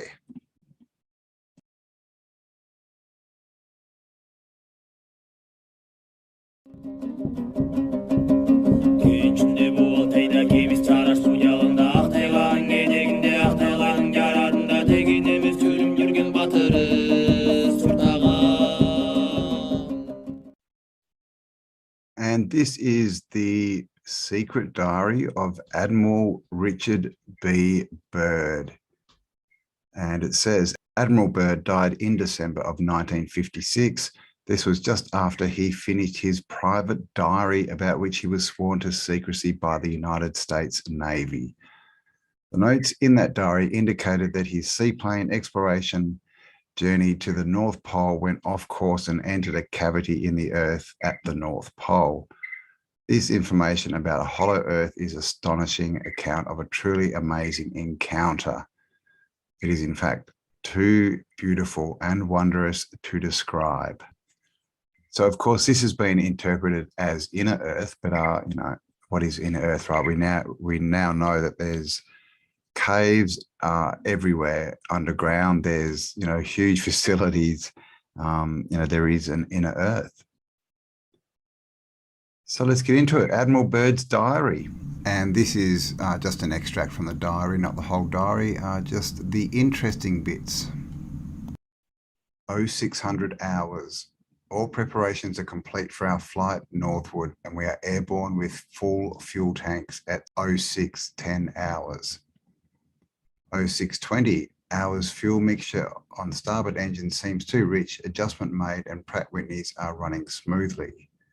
0730 hours, radio check with base camp, all is well and radio reception is normal. 0740 hours, note slight oil leak in the starboard engine, oil pressure indicator seems normal however. 0800 hours, slight turbulence noted from easterly direction at altitude of 2,321 feet.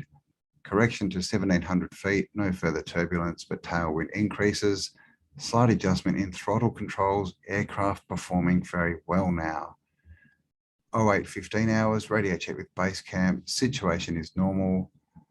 08:30 hours, turbulence encountered again. 09:10 hours, vast ice and snow below. We note a coloration of yellowish nature and disperse into a linear pattern. Altering course for a better examination of this color pattern, we note a reddish or purple color also. We circle this area 2 full turns and return to assigned compass heading. Position check made again to base camp and relay information concerning colorations in the ice and snow. 09:10 hours. Both magnetic and gyro compasses begin to gyrate and wobble. We are unable to hold our heading by instrumentation. Take bearing with sun compass, yet all seems well. The controls are seemingly slow to respond and have sluggish qualities, but there is no indication of icing. 09:15 hours. In the distance is what appears to be mountains. 09:49 hours. 29 minutes have elapsed flight time from the first sighting of the mountains. It is no illusion, they are mountains, and consisting of a small range that I have never seen before. 09:55 hours, altitude changed to 2,950 feet, encountering strong turbulence again. 1000 hours, we are crossing over the small mountain range and still proceeding northward as best as can be ascertained. Beyond the mountain range is what appears to be a valley with a small river or stream running through the center portion. There should be no green valley below. Something is definitely wrong and abnormal here. We should be over ice and snow. To the port side are great forests growing on the mountain slopes. Our navigation instruments are still spinning. The gyroscope is oscillating back and forth. 10:05 hours. I alter altitude to 1400 feet and execute a sharp left turn to better examine the valley below. It is green with either moss or a type of tight-knit grass. The light here seems different. I cannot see the sun anymore. We make another left turn and we spot what seems to be a large animal of some kind below us. It appears to be an elephant. No, it looks more like a mammoth. This is incredible. Yet, there it is. Decrease altitude to 1000 feet and take binoculars to better examine the animal. It is confirmed. It is definitely a mammoth-like animal. Report this to base camp. 10:30 hours, encountering more rolling green hills now. The external temperature indicator reads 74 degrees Fahrenheit. Continuing on our heading now, navigation instruments seem normal for now. I'm puzzled over their reactions. Attempt to contact base camp, radio is not functioning. 11:30 hours, countryside below is more level and normal, if I may use that word. Ahead we spot what seems to be a city. This is impossible. Aircraft seems light and oddly buoyant. The controls refuse to respond. My God, off our port and starboard wings are a strange type of aircraft. They are closing rapidly alongside. They are disc-shaped and have a radiant quality to them. They are close enough now to see the markings on them. It is a type of swastika. This is fantastic. Where are we? What has happened? I tug at the controls again. They will not respond. We are caught in an invisible vice grip of some type. 11:35 hours. Our radio crackles and a voice comes through in English with what perhaps is a slight Nordic or Germanic accent. The message is, "Welcome, Admiral, to our domain. We shall land you in exactly 7 minutes. Relax, Admiral, you are in good hands."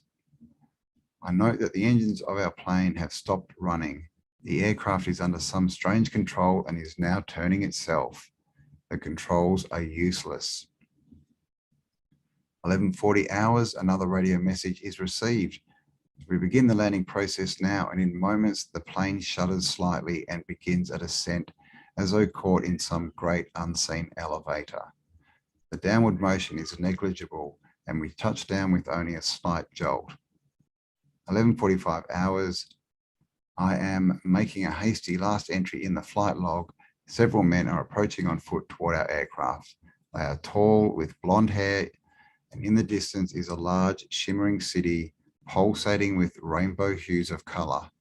I do not know what is going to happen now, but I see no signs of weapons on those approaching. I hear now a voice ordering me and my name to open the cargo door. I comply. From this point, I write all of the following events here from memory.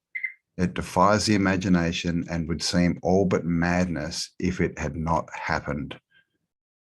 The radio man and I are taken from the aircraft and we are received in a most cordial manner. We were then boarded on a small platform-like conveyance with no wheels.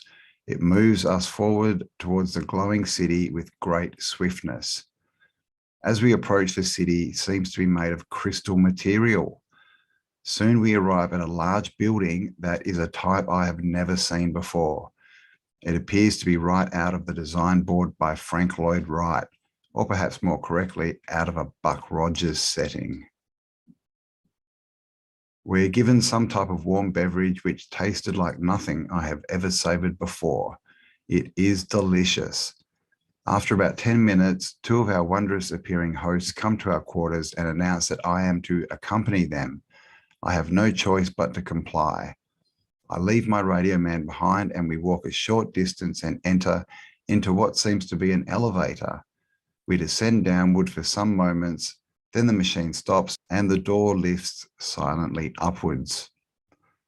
We then proceed down a long hallway that is lit by a rose-coloured light that seems to be emanating from the very walls themselves. One of the beings motions for us to stop before a great door. Over the door is an inscription that I cannot read. The great door slides noiselessly open and I am beckoned to enter. One of my hosts speaks. Have no fear, Admiral. You are to have an audience with the master. I step inside and my eyes adjust to the beautiful coloration that seems to be filling the room completely. Then I begin to see my surroundings. What greeted my eyes is the most beautiful sight of my entire existence. It is in fact too beautiful and wondrous to describe. It is exquisite and delicate. I do not think there exists a human term that can describe it in any detail with justice. My thoughts are interpreted in a cordial manner by a warm, rich voice of melodious quality. I bid you welcome to our domain, Admiral. I see a man with delicate features and with the etching of years upon his face. He is seated at a long table. He motions me to sit down in one of the chairs, and after I am seated, he places his fingertips together and smiles. He speaks softly again and conveys the following. We have let you enter here because you are of noble character and well known on the surface world, Admiral. Surface world? I half gasped under my breath. Yes, the master replies with a smile. You are in the domain of the Ariana, the inner world of the earth. We shall not long delay your mission and you will be safely escorted back to the surface and for a distance beyond. But now, Admiral, I shall tell you why you have been summoned here. Our interest rightly begins just after your race exploded the first atomic bombs over Hiroshima and Nagasaki in Japan. It was at that alarming time that we sent our flying machines, the Flugellards, to your surface to investigate what your race had done. That is, of course, past history now, my dear Admiral, but I must continue on. You see, we have never interfered before in your race's wars and barbarity, but now we must, for you have learned to tamper with a certain power that is not for man, namely that of atomic energy. Our emissaries have already delivered messages to the powers of your world, and yet they do not heed. You have been chosen to be witness here that our world does exist. You see, our culture and science is many thousands of years beyond your race, Admiral. I interrupted, but what does this have to do with me, sir?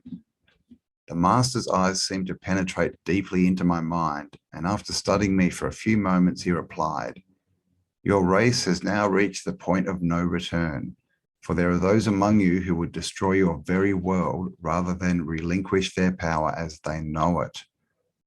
I nodded, and the master continued. In 1945 and afterwards, we tried to contact your race, but our efforts were met with hostility. Our Flugerades were fired upon, yes, even pursued with malice and animosity by your fighter planes. And of course, we have the incident back in the 1950s where a fleet of flying machines hovered over the White House and they were actually fired upon. So here we go. So now I say to you, my son, there is a great storm gathering in your world, a black fury that will not spend itself for many years. There will be no answer in your arms. There will be no safety in your science. It may rage on until every flower of your culture is trampled and all human things are leveled in vast chaos. Your recent war was only a prelude of what is yet to come for your race. We here see it more clearly with each hour. Do you say I am mistaken? No, I answered. It happened once before. The Dark Ages came and they lasted for more than 500 years. Yes, my son, replied the master. The Dark Ages that will come now for your race will cover the earth like a pall, but I believe that some of your race will live through the storm. Beyond that, I cannot say. We see at a great distance a new world stirring from the ruins of your race, seeking its lost and legendary treasures, and they will be here, my son, safe in our keeping. When that time arrives, we shall come forward again to help you revive your culture and your race. Perhaps by then you will have learned the futility of war and its strife, and after that time, certain of your culture and science will be returned for your race to begin anew. You, my son, are to return to the surface world with this message. With these closing words, our meeting seemed at an end. I stood for a moment as in a dream, but yet I knew this was reality. And for some strange reason, I bowed slightly, either out of respect or humility, I do not know which. Suddenly, I was again aware that the two beautiful hosts who had brought me here were again at my side. This way, Admiral, motioned one. I turned once more before leaving and looked back towards the master. A gentle smile was etched on his delicate and ancient face. Farewell, my son, he spoke. Then he gestured with a lovely, slender hand, a motion of peace, and our meeting was truly ended. Quickly, we walked back through the great door of the master's chamber and once again entered into the elevator. The door slid silently downward and we were once again going upwards. One of my hosts spoke again. We must now make haste, Admiral, as the master desires you to delay no longer on your scheduled timetable, and you must return with his message to your race. I said nothing. All of this was almost beyond belief, and once again, my thoughts were interrupted as we stopped. I entered the room and was again with my radio man. He had an anxious expression on his face. As I approached, I said, "It's all right, Howie, it's all right." The two beings motioned us towards the awaiting conveyance. We boarded and soon arrived back at the aircraft. The engines were idling and we boarded immediately. The whole atmosphere seemed to charge now with a certain air of urgency. After the cargo door was closed, the aircraft was immediately lifted by that unseen force until we reached an altitude of 2,700 feet. Two of the aircraft were alongside for some distance, guiding us on our return way. I must state here the airspeed indicator registered no reading, yet we were moving along at a very rapid rate. 215 hours, a radio message comes through. We are leaving you now, Admiral. Your controls are free. Auf Wiedersehen. We watched for a moment as the Flugerades disappeared into the pale blue sky. The aircraft suddenly felt as though caught in a sharp downdraft for a moment. We quickly recovered her control. We did not speak for some time. Each man was in his thoughts. At 2,200 hours, we are again over a vast area of snow and ice and approximately 27 minutes from base camp. We radio them, they respond. We report all conditions normal. Base camp expresses relief at our re-established contact. 300 hours, we land smoothly at base camp. I have a mission.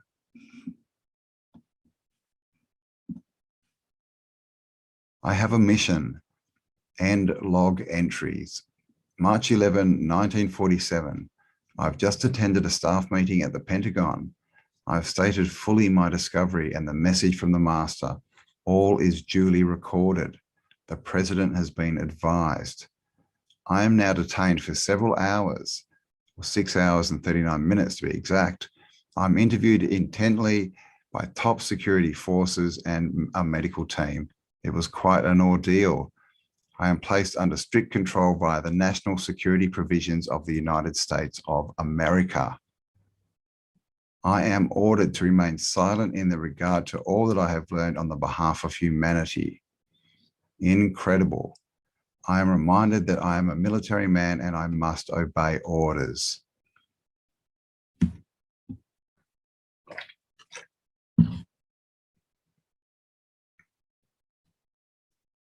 "30th of the 12th, 1956, final entry in the diary. These last few years elapsed since 1947 have not been kind. I now make my final entry in this singular diary. In closing, I must state that I have faithfully kept this matter secret as directed all these years. It has been completely against my values of moral right. Now I seem to sense the long night coming on, and this secret will not die with me, but as all truth shall, it will triumph, and so it shall. This can be the only hope for mankind. I have seen the truth, and it has quickened my spirit and has set me free. I have done my duty towards the monstrous military industrial complex. Now the long night begins to approach. There shall be no end, just as the long night of the Arctic ends. The brilliant sunshine of truth shall come again, and those who are of darkness shall fall in its light. For I have seen that land beyond the pole, that center of the great unknown." By Admiral Richard E. Byrd, United States Navy, 24th of December, 1956.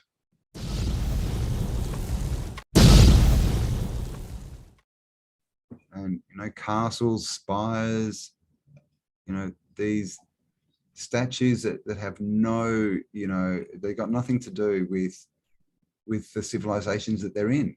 Yeah, and mate, some of these old buildings, like these, there's a channel called Bros of Decay where they go into old buildings. They don't really know what they're looking at, but a lot of these buildings, the power still works.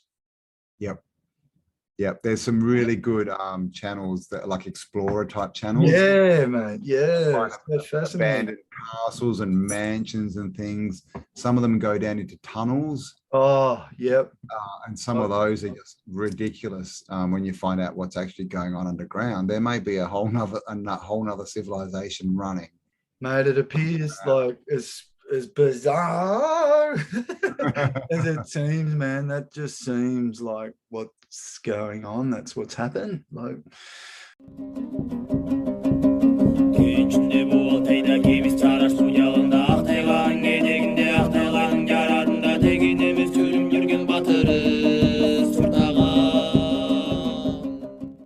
like I said to you before, where did we come from, mate? It looks like, have we come from further lands out further on the realm, or have we come from underground? I think that we were here, or maybe, in outer lands, because that's another thing. When you start looking into maps, they all show more land. The further back you go, obviously, if you've looked into the shape of the realm, you'll know that there's probably more land. Admiral Byrd. Oh, 100%. Yeah, there's definitely more land, brother. And they talk about the dome and the firmament. So is this like one little part of a bigger plane that was sectioned off? And we were brought in from somewhere else. And now all the lands on the outside, they can't get in, we can't get out, because of course we're not allowed to go to Antarctica or to the Arctic. If you try and go there, you'll be met by the Army and the Air Force and the Navy, and they will, if you don't turn around when they tell them, they will blow up your boat. Yeah, they will shoot down your plane. And if you want to go to Antarctica, mate, like it's very expensive for one, and I think there's 15 different tour operators that apparently do tours there, but it's all owned by the one guy. Yeah. And then the apparently the place they take you, there's like one little point that comes out, and so if you're going there at all, it's on the very sort of out a tip that's as far from Antarctica as you can Mate, get. I met a he's a world famous neurosurgeon actually, and I met him at a school function. He was one of the dads actually, and this is back when I lived in Sydney. And mate, he said he went to Antarctica, and I laughed, and he knew straight away. He just sort of looked at me and goes, "No, well, I didn't go. You don't go to Antarctica." He goes, "You just go on a little peninsula bit." And it was like he was just disappointed, mate. He spent all his money. He didn't have a good story to tell. That'd suck. I mean, like the Falkland Islands, right? I mean, why? I mean, go and check out where the Falkland Islands are. Those things are in the middle of nowhere, down near Antarctica, off the coast of South America. But everyone knows about the Falklands War, right? Fought by the English. That place is as far from England as you can get. What was there a war on in the Falkland Islands? No one lives there. Why was there a war there? It doesn't make sense. Yeah, what's going on there? You know, and then we hear about all these, you know, deletes and actors and all these types. They're always going to Antarctica. Always. You know, so what is going down in Antarctica? Like I said, is there more land? I mean, it looks like there's more land on both, not ends, but, you know, at both extremities. So, you know, the whole shape of the world, we're not even really sure if it's a disc with Antarctica in the middle. When you really look into it, it's, you know, with Hyperborea and all the stories, it seems that the Arctic is more like a gateway to another land. You know, it's where more land starts. So it's not like it's this. I don't know if it is. The maps we've got of where we are completely off. That's it, bro. That's one thing we just don't know, do we? They tell us it's in the middle, but I think it's, you know, our land masses kind of go around like that, and it's kind of there, but it then there's more of it. If it's hard to explain, I have to do a video on it. But yeah, definitely, it's not. And we know they've found the ice, the dome wall. Yeah. Well, there's encyclopedias from the fort. I think there's encyclopedias from the 50 that actually show latitude and longitude, and they refer to the height, and they know the dome heights, bro. Yep, indeed. Yep, they know the circumference, the heights. They had Operation Fishbowl and Operation High Jump. Yep. They've shot nukes at it, and the story is that when you blow a hole in it, it repairs itself. Wow. It just repairs itself. And then we have these things of what's it, sky ice, I think they call it. Yeah. Blue glass stuff. I think you did a bit on that. Yeah, you find it everywhere. It just falls from the sky, apparently. Right? Nice. And so, you know, who knows? Because the way I see it is, I think we can see a part of the dome, but if it's a big dome, I think the dome's bigger and encompasses more land than we're told. Definitely. Yeah. So we can only get to one part of the dome. We can't get to the other part because you've got to go through other lands, right? So that's why the dome we can get to is at one point on, you know, in the Antarctica.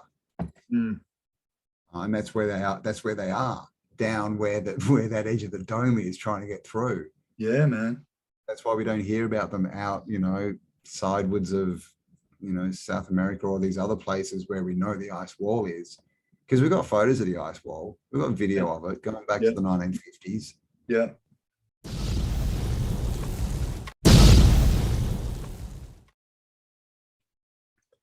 Hello and welcome. My name's Campbell. This is Autodidactic channel. And of course, autodidactic means to be self-educated, and we all need to be self-educated, because if we're not, the only choice we have left is to believe what other people tell us. And so that's what I want to get into today, of course, what we've been told and, you know, the lies of the realm that we find ourselves in, right? And there's a lot of information coming out about the shape of the realm and all this kind of stuff, and lots of discussions and experiments going on. But what I want to show you today is just something that's been done to an old map. You know, this is what they do to basically make the past align with what they want the present to be. And so the problem with that is obviously the past is not real, right? They're changing it to them, trying to make us believe it's something that it's not. His story, right, instead of our story. And don't forget to give me a like, share this video around, and of course subscribe if you're not already. And if you are subscribed, just make sure that you still are, because you know, the tubes of you seem to be unsubscribing people from my channel. So just make sure you're still subscribed.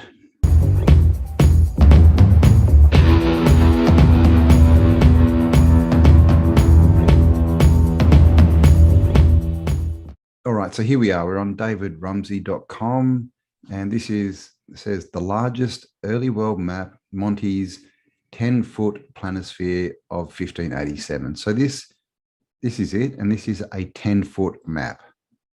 Okay, so probably 10-foot diagonally from corner to corner, so very large, which is something interesting in itself. It says an extraordinary 60-sheet manuscript world-made map in 1587. So when they found this, it was cut into 60 sheets, and they all fit together to make a 10-foot square. And basically, this was then bought by David Rumsey, who's one of the big map collectors, one of the big map, you know, people, right? One of the gatekeepers. And so what we look at when we come down on this page, you'll see these bits. Now, clearly now I don't know if this is one of the pieces, but I doubt it. It doesn't actually show us the pieces, but I think they're more like this. They're squares that fit together, but they start making these wedge shapes out of them. So we'll just come to the bottom to show you what they've done. So they give us this and try and show us that, you know, because we've all seen these maps with this scalloping. Now, why they do that is because you need to do that to turn a rectangle into a sphere, right? You need to take out a lot of the space, right? A lot of the map. And this scalloping, to turn this into a ball, this scalloping would have to go to the equator from both sides, right? And because this is just you know, a flat bit with the edges turned in a bit. So what they did is they got this map, and this is it. Okay, we just had a look. This is the full map. Of course, our known realm in the middle looks a little bit different, but you know, that's pretty much it. And all this land on the outside. So, of course, on this map, the biggest part of it is all this land on the outside, right? Which, you know, now I guess is covered in ice, right? And might be the ice wall. And so you can see the first thing they do is they cut off all the edge. They cut around this white bit.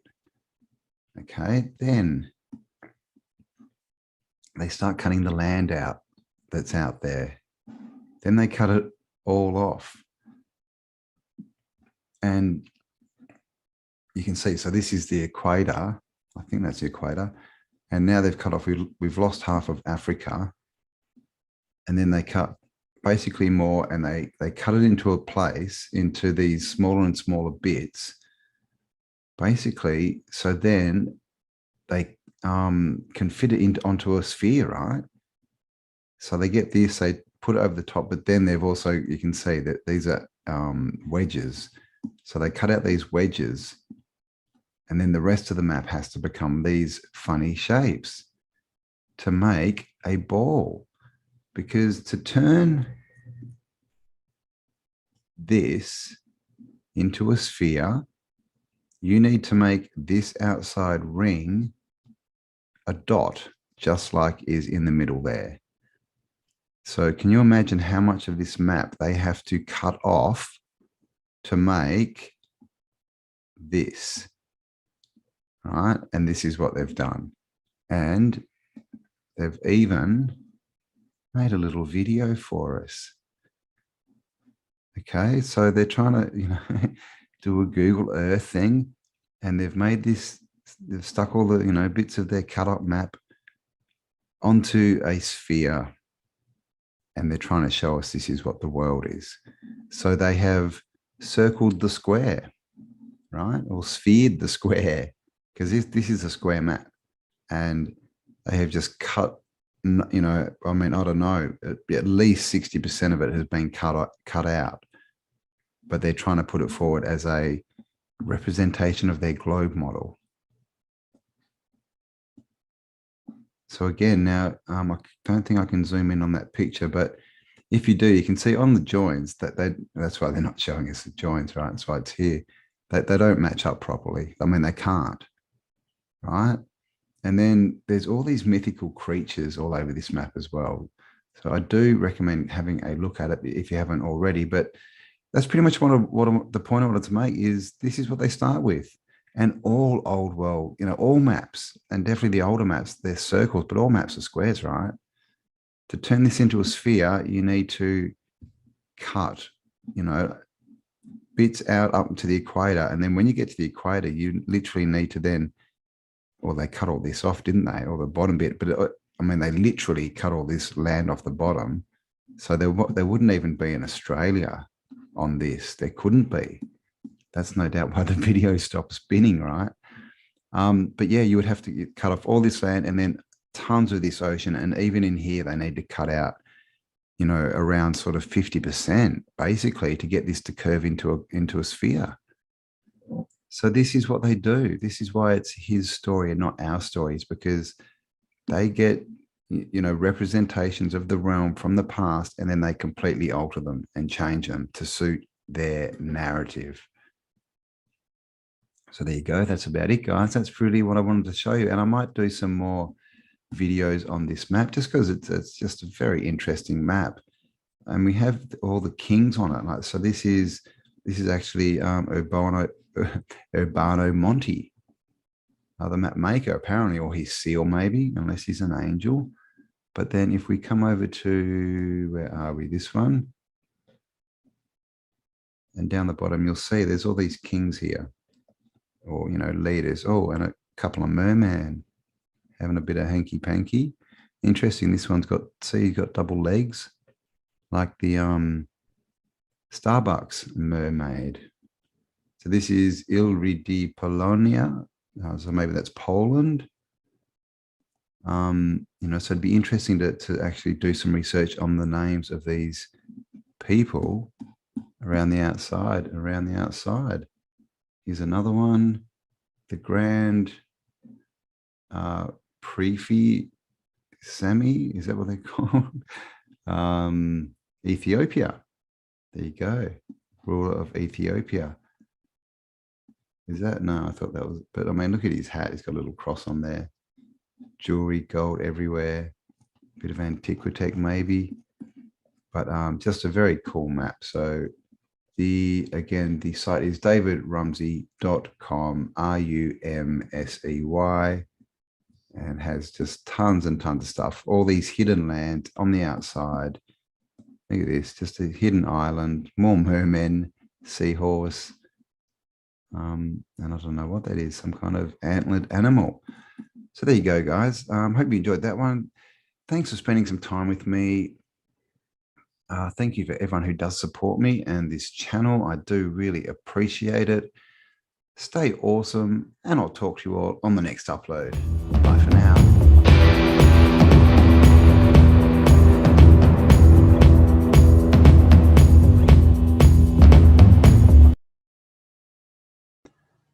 Hello and welcome. Hope you're having a fabulous day. This is Cambell from Autodidactic channel. And of course, autodidactic means to be self-educated. And we all need to be self-educated because self-education is the way forward. If you're not self-educated, then you're not really thinking for yourself. And so today what I wanted to do is, maybe stretch the thinking a little bit. In front of us, this is a map from 1587 called Monte's Planisphere. And as you can see, this is the original map. It's actually lots of sections. It's pretty big, and it's drawn as a circle. And we can see familiar land masses in here that we're shown. We've got North America, Central America here, South America, Africa over here, you know, Europe, Asia, And then down here, we kind of have a problem because this is where Australia is supposed to be. And I'll just turn it around. So this is where Australia is supposed to be. As you can see, we've got India and Asia here. Southeast Asia, so we've got Java, Sumatra. And this is 1497 too, by the way. So all these names were known. Java Minor. And then no Australia, but we have this landmass. And what's it called? New Guinea. The territory or the land of New Guinea. And on this side of this line, it's called Brasilia region. Brasilia. So pretty interesting. This is what I wanted to have a look into. So let's jump into it.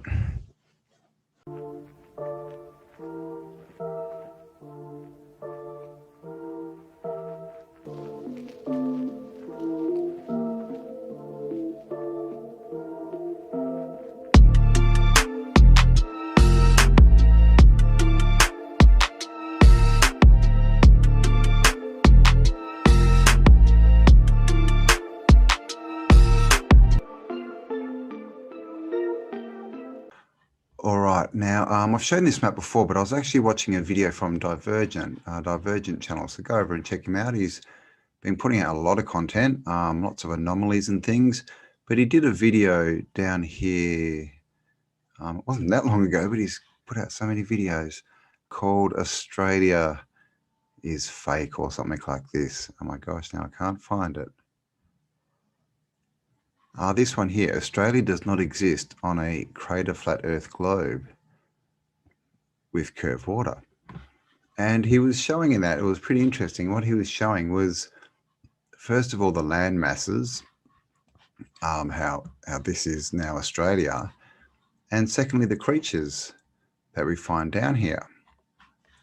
And things like this, which is, of course, a rabbit.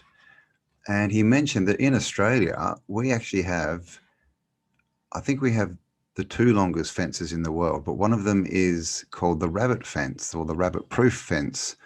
The state barrier fence of Western Australia, formerly known as the rabbit proof fence or the state vermin fence, and also the emu fence, is a pest exclusion fence constructed between 1901 and 1907 to keep rabbits and other agricultural pests from the east out of Western Australia's pastoral areas. There are 3 fences in the West Australian original fence. The original number 1 fence, which goes north to south. Number 2 fence is smaller and further west, and number 3 is smaller still and runs east to west. The fences took 6 years to build. When completed in 1907, the rabbit-proof fence stretched 3,256 kilometres, and the cost to build each kilometre of fence at the time was about $250, equivalent to $18,906 in 2018. And when it was completed in 1907, it was the largest unbroken fence in the world. And down here we have a rabbit. Now, why I find that interesting is because, of course, here's another one. In Australia, we have other creatures like this, which looks like a wallaby. Not the best looking wallaby, but kangaroos and wallabies. There's another rabbit. So these rabbits are everywhere. That's a bit more hare-like. But rabbits jump or hop, and so do kangaroos. And so they both move the same way.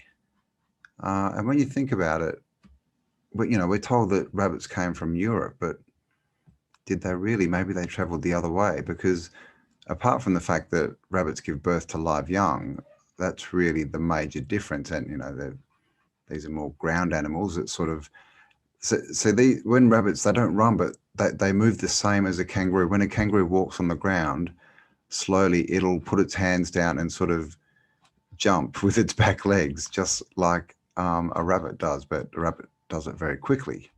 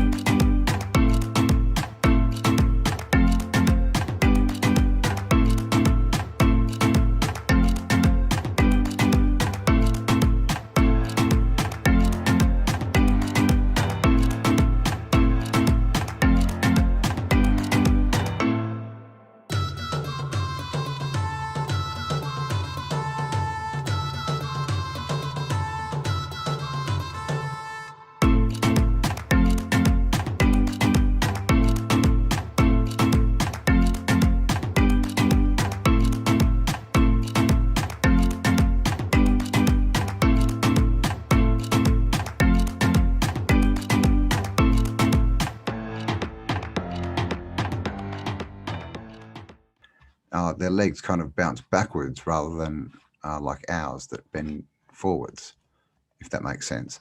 So yeah, similarities there. The other thing is, down here we've got crocodiles, some beasts. I'm not sure what that is. It's covered in spots.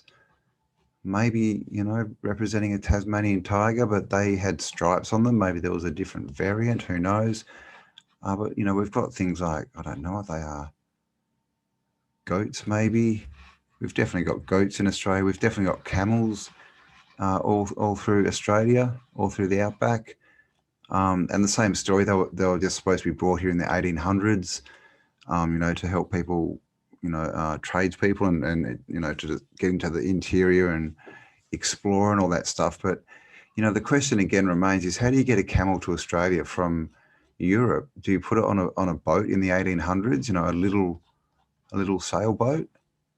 And would it survive 6 to 9 months at sea without being able to move?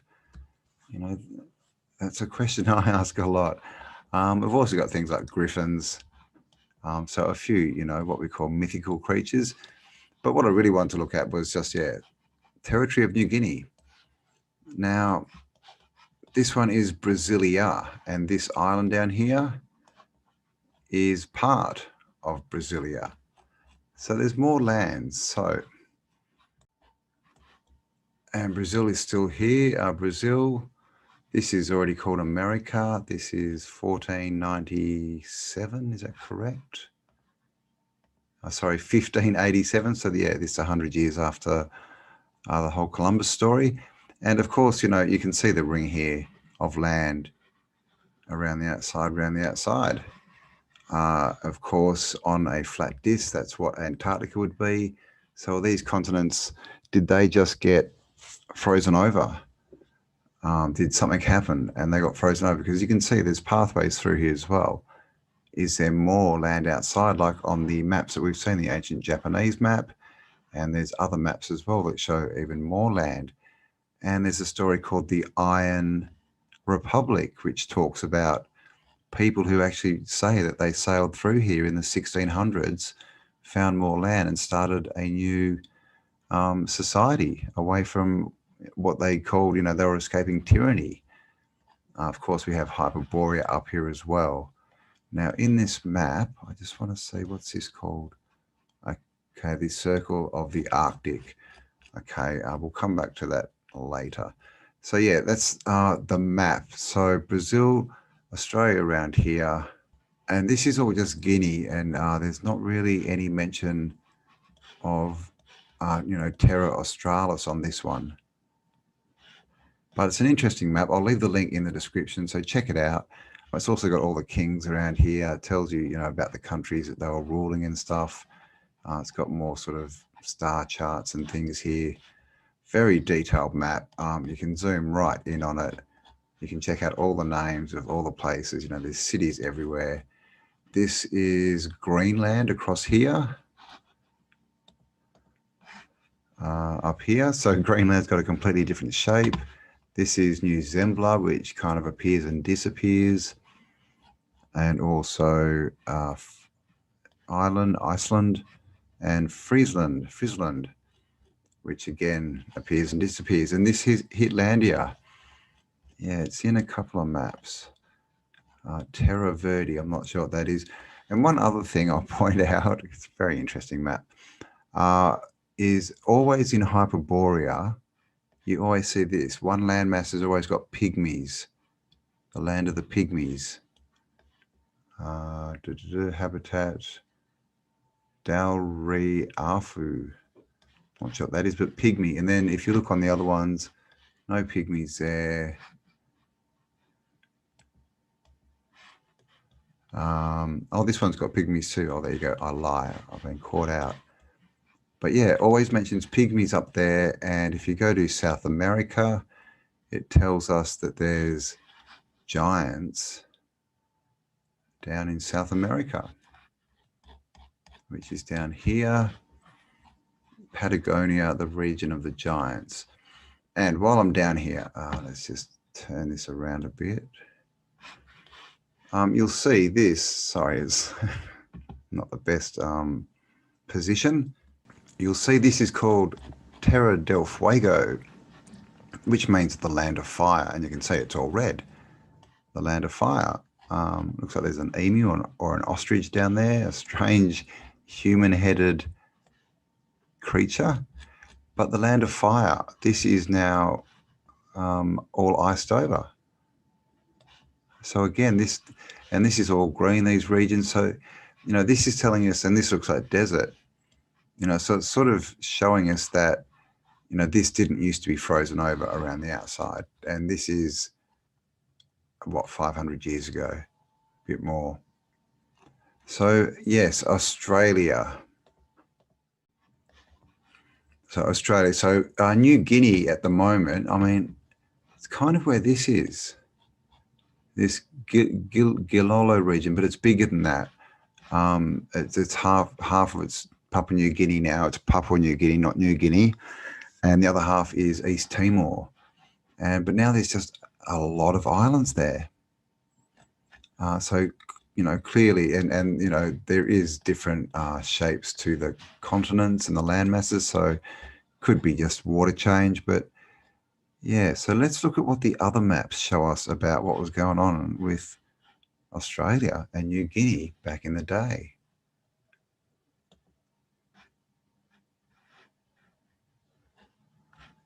So this one's from 1525, oval map with the Atlantic Ocean in the center. Doesn't tell us who it's by, author's name not given. It's in Arabic by the looks of it. But look at this landmass down the bottom here. Now this is, you know, obviously drawn as, you know, the early sort of globes, how they drew it as a globe. But you can see there's a landmass that covers the whole bottom here. So if this was a round map, that would be going all the way around. And up the top here, what do we have? 1, 2, 3, 4 continents. And again, this line here will come more important. So there you go. This is 1525, landmass, no Australia. So this is where Australia would be here. This one is 1590. Now this one is an interesting one. As you can see, they're just showing the center, Africa, Europe, bit of Asia. Out here, just sort of got zone temperate zones, frigid zones down here. And it says not inhabitable, basically. And so what I find interesting is this. So we have the equator, which is here, which they're calling the T.he H.ierarchy.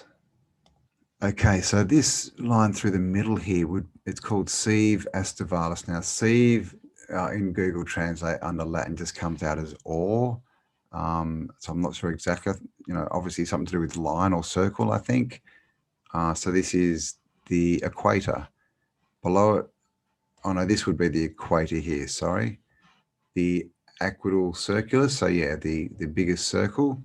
Above it we have the north, or the north circle, let's call it, the south circle, and then all these uninhabited land. Now down here we have T.he Australis. Now this is from 1590, or is that an I? And Australia wasn't found. Well, the story is that the Dutch didn't get here until the late 1600s, 100 years after this map. But they were already calling it the line of Australia. So it was already, they knew it was down here, but, you know, they tell us that they didn't. And up the top here, the line of Borealis is what they call, this is what we now call the Arctic Circle, Borealis.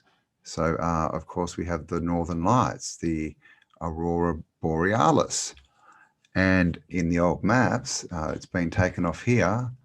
Septentrio means north, I believe.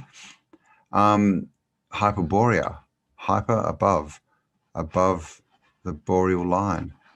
That's what Hyperborea is. So I found that map interesting. Now this one, I think I've got this one up twice, no? This one, that last one, by the way, was by Ortelius. Abraham Ortelius, 1590. This one, again, Abraham Ortelius, this is 1570. And this time he's got the terror of Australia, you know, the Australian territory, nondum cognito, so not found or, you know, hidden. And again, it just goes the whole way across the bottom of the map. And across here, this is what Australia would be, and it's just called beach. And they got that right because we do have beaches. In here, we've got an island, something Java Minor. Now, Java Minor was in a different place, wasn't it, on another map? Was it this one? No, it was this big one, wasn't it? Java Minor, there. See, on the other one, this is connected up here somewhere. And Java Minor is on the inside. Here, Java Minor. Interesting. So this is just changing all the time. Java Major. This is looking a little bit what like New Guinea looks like now. But yeah, definitely named Australia. Not supposed to have been found, or they didn't supposed to have not known it was there. But the landmass isn't, it's just sort of, you know, the land of Australia hidden. So there you go. This one has got Hyperborea and even New Zembla, and it seems to be part of Hyperborea in this one.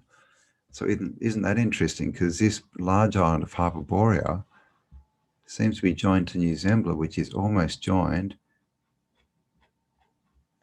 to Tartaria. So there you go.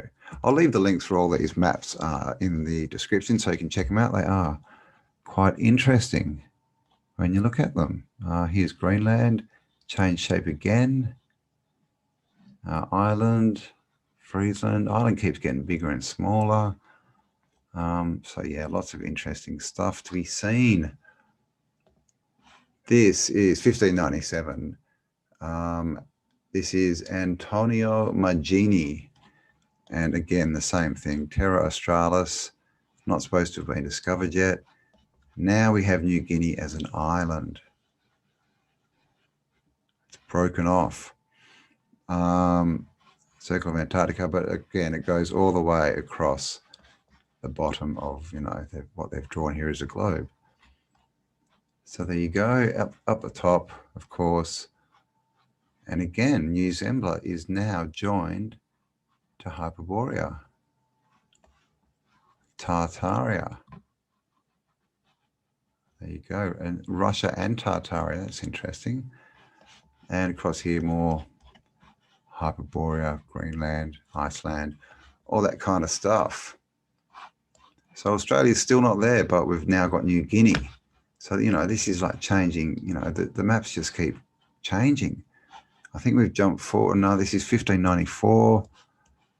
And this one is Bernard Polidanus, Terra Australis. Okay, up over here we have, we don't have New Guinea. In Chile, the Solomonus might be the Solomon Islands. Is that where they are? Don't even know. These maps are very strange. Up the top here, we do have Hyperborea. Bit of writing there. I can't read that. It's not too hard to read. Greenland, fortified, Anglos, I don't know. Hootie village, vacant, Greenland, something. And of course, the circle is now the circle of the Arctic. It's no longer the circle of Borealis. Up here again, more Hyperborea above the line of Borealis, you know, the lights of what's it called? The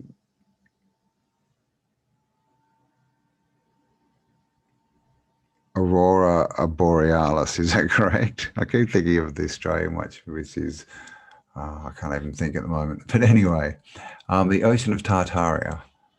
And now New Zembla is not connected.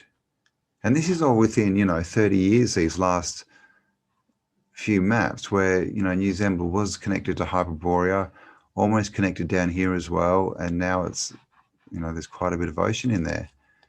And down the bottom, what's happening? Territory of Australia again. Got a bit of writing, Australia. Distant, 450, what's that, leagues maybe? Is that capital? The capital? I'm not sure. St. Augustine maybe? Blah, blah, blah. Yeah, so some interesting writing there. Across here, regions. What was that? Wastimus regions. If anyone can read this, please let me know what it says. Blah, blah, blah. Beach again. Province of Arifia. But no Australia. Okay, New Guinea is now here. Now look. It's now joined again. Okay, so this is 1594. This one here is 15. Okay, this one is after 1597. Sorry, so now it's come apart. And these obviously flipped. Here it's just starting to split off. Or get inundated by water maybe, it might be sea levels rising. And down here, this will be the last one we look at because it's getting a bit long. But yeah, I'll leave all the links. You can spend hours looking at these maps. This one's got quite a bit, again, of writing. A lot of them do. So again, if anyone can read this. And what we'd have down the bottom, Terra Australis Incognito. So the hidden land of Australia. So they knew it was already called Australia. They knew it was there. This is 1630 by Jansen Blow, something like that. So here it goes across the bottom, the whole way across the map. Again, they try and show you here that it's on a ball. But in this one, there's no landmass in the middle. There's no Arctic, no Antarctica in the middle. Just these land masses around the outside. Up here again, it's just called a beach. I don't know what does beach mean, I wonder. And this would be New Guinea right on the edge there. So connected again. And okay, so this one is 1630 and it's clearly connected. But if we go back to this one, 30 years earlier, it's an island. So what's going on? And you'll notice in all of these as well, they've all got Capricorn and Cancer as the tropics. This one, Capricorn, Cancer. Where is Cancer? Up here somewhere. This one is the different one with, oh no, that's the same Tropic of Cancer, sorry, Tropic of Capricorn. That one we can't read. And it's this one here that's got,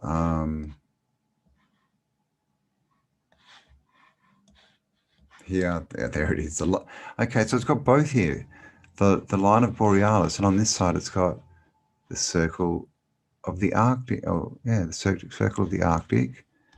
Oh, okay, so it does. Tropic of Capricorn and the line of whatever that says. Interesting. And the reason I point that out is because the Tropic of Capricorn and the Tropic of Cancer are not from this age, and they're not from the last age. We're now in the age of Aquarius. We've just come out of the age of Pisces. And the Tropic of Capricorn and Cancer are from the previous age, which was Taurus, I believe. So all these maps seem to be, apart from the fact they don't sort of match up, and they're saying that, they're naming things that they say hidden and all this kind of stuff and different changing land masses, they don't seem to be from the right age. And there's a video I'll link below. Flat Fact does an awesome video on that. Around here you can see we've got lots of cool pictures. Got Zeus here in his wheelchair, and what's he holding but something that looks like a fascist maybe, or some kind of lightning bolt weapon. Zeus, of course, shot a lightning bolt down from Mount Olympus. Here we've got Saturn, the Reaper, with these dragons and nice symbolism. Very alchemical looking. I've got some pictures down here, but the best ones are these. Pharos. Is that in Greece? I'm not sure, but look at this. Looks like the Tower of Babel. Looks like it's covered. Big city, huge spires everywhere. This is 1630. The Jupiter Olympicus. Okay, so this would be the statue of Jupiter at the Olympics. You can see he's holding his bolt again, a bolt of lightning in his hand, which he shot down from the mountain.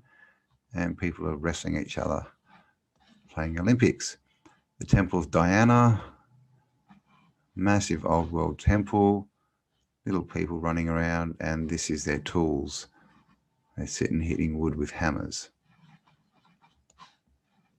This one, a mausoleum. Not sure whereabouts this one is, but looks a lot like a pyramid.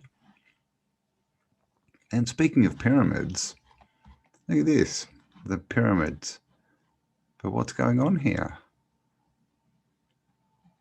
This looks like some kind of kiln or some kind of industrial process going on. I'm not sure. And look, these are what they're calling pyramids. But look, they're all up on these. And clearly, looks like you can go into them. Tall and skinny, like the ones that we see, more like the ones from Ethiopia rather than the ones that we see in Egypt and China and that. Very tall, very obelisk-like, and all built up on these big pedestals, these big bases. So pretty interesting. Here's a Colossus of Rhodes.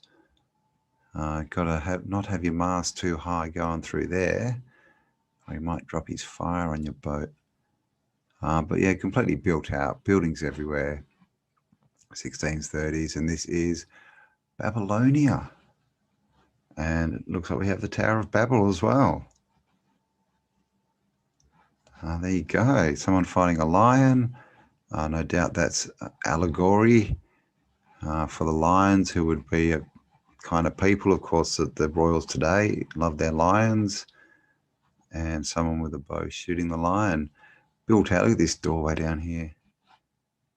But just, yeah, and then a few more pictures up the side there of some more gods and things. So there you go, some interesting maps. So hope you enjoyed that one. Just a bit of a look at the anomalies on maps and what's really going on. A bit about the creatures. Here's another scary creature fighting a lion. And we hear about these creatures, they're all through, the stories of the past, shall we say. So were they real? Were they not? Who knows? Is there more land out here that's been hidden? Is Antarctica still frozen? Is that what all this green, the green movement and the greenhouse effect and everything that they're telling us about, is that what this really is about? Is land going to rise back up in the middle? Who knows? These questions and more will be answered, coming to you soon in the future. So hope you enjoyed that one, guys. Thanks for spending some time with me. If you haven't already, please subscribe, give me a like, leave me a comment. Let me know what you think's happened with all these maps, and especially with the tropics. Why are we looking at tropics from a couple of ages ago? And as we saw, it looks like the Arctic Circle used to be the Borealis Circle, basically. And this is why this is Hyperborea, above the Borealis.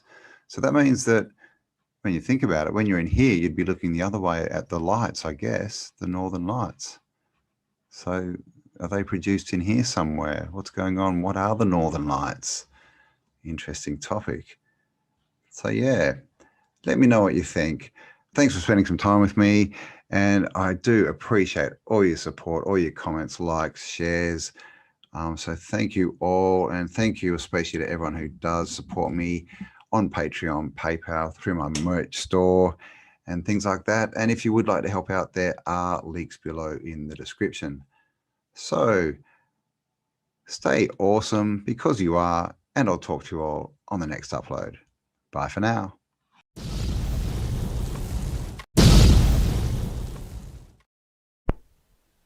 Hi guys, how you going? Cambell here from Autodidactic channel. Hope you're all having a magnificent day. And today I just wanted to have a look at the shape of the realm that we're shown. And this is, of course, it. This is the blue marble. This is the Google Earths. And as you can see, this is what they show us. Now, when we zoom in, there's a lot of stuff going on Google Earth. Under the ground, look at this. I mean, this was just a random zoom in, and look at these right angles coming up here with this. This stuff you see all over the place, this kind of raking effect, or it looks like raking. But look what happens here, right next to it, completely blanked out. Why is that? You can see there's just these bits coming through here and everything else is blanked out. And then we get these big, they look like tracks, but when you look down, it looks like they've actually just blanked out everything around them and turned them into tracks.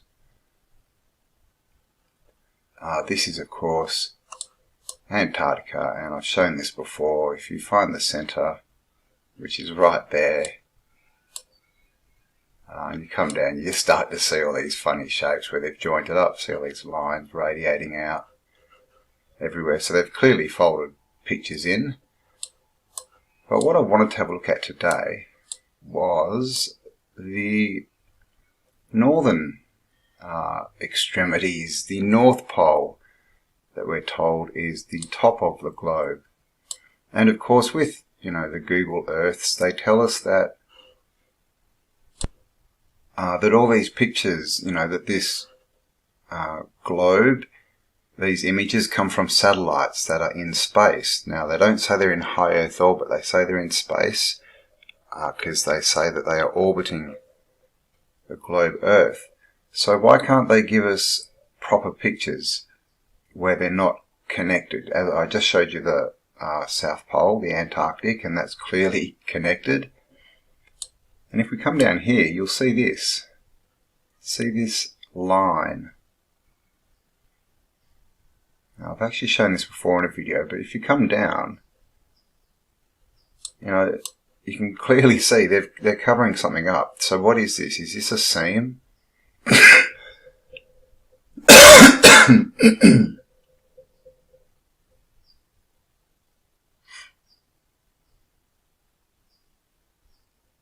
Is this a seam of some kind? Because this thing, it starts, here's more of those funny tracks, and again completely blanked out. There's just weird stuff everywhere. But this seam just starts. Look, it just starts here. And then this seems to be, I don't know, data or something. I'm not sure what this stuff is. And they could be little bits of picture that, I don't know, very strange. But as you come down, get down to here, like, yeah, what is this? Is this, I mean, obviously we can't see it very well, but I don't know, is that supposed to be ice and water, or is that land? Clouds? I don't know, because you get bits like that look like bits of land. Maybe, I mean, I'm not sure. But what do you think?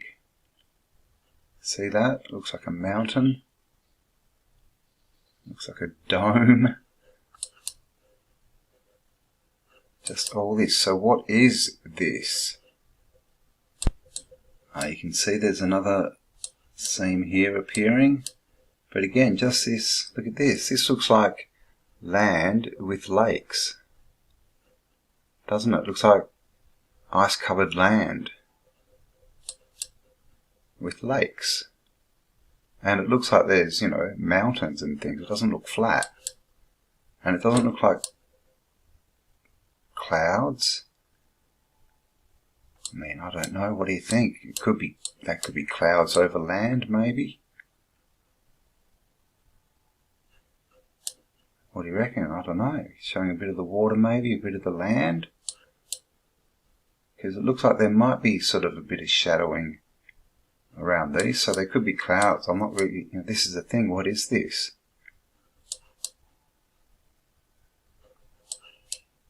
Again, look at that. What is that? Looks like a face. Ah! Again, here a big join. That, see, that looks like it's got depth, like it's a lake. In some land or something.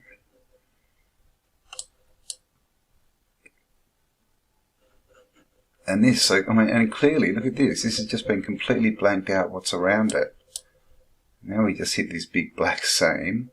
But down here, look at this.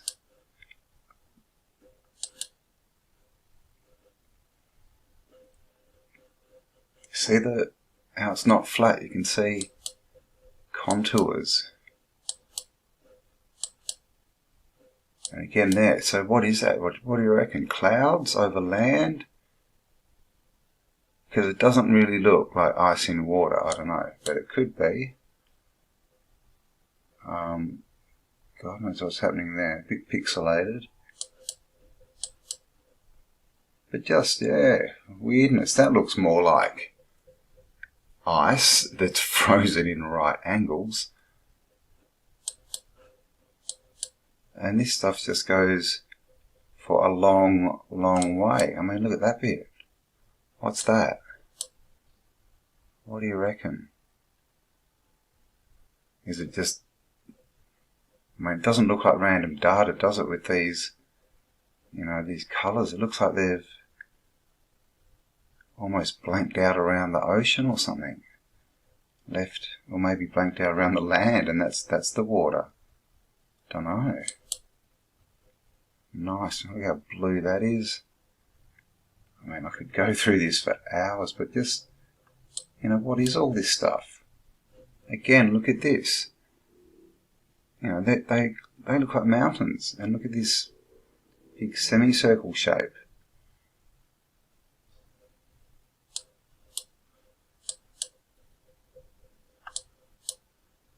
Is this all been covered up? Because see the right angles here? And why is there a seam? Why is there a seam up here in the North Pole? What we're told is the North Pole. Because, there you go.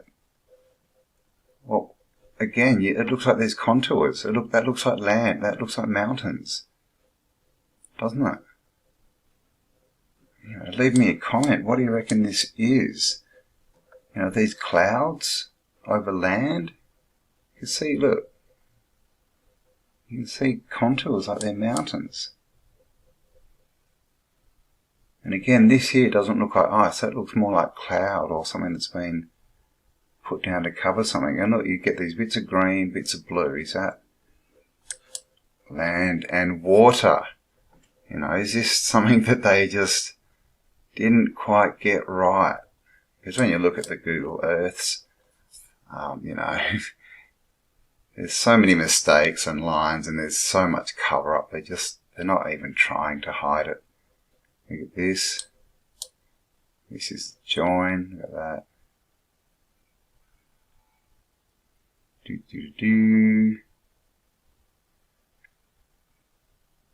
And so what? What is all this stuff? Look at that.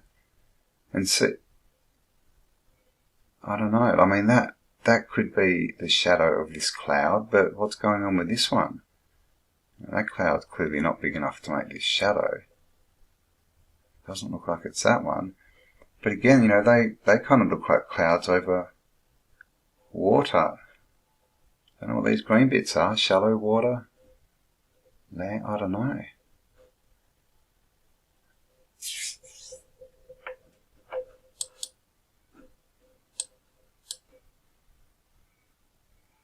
What do you reckon? Oh, whoops. How do I get rid of this? Yeah, so this thing goes on for a long, long time. And again, look at that. That looks like clouds. I mean, it looks like they've been doctored, but what do you think? I mean, look at this. What's going on here? So anyway, this line keeps going, and it's the same kind of images the whole way. Look at that. I mean, does that look like ocean? Oh, look at this whole area. Look at that. That looks like a lake.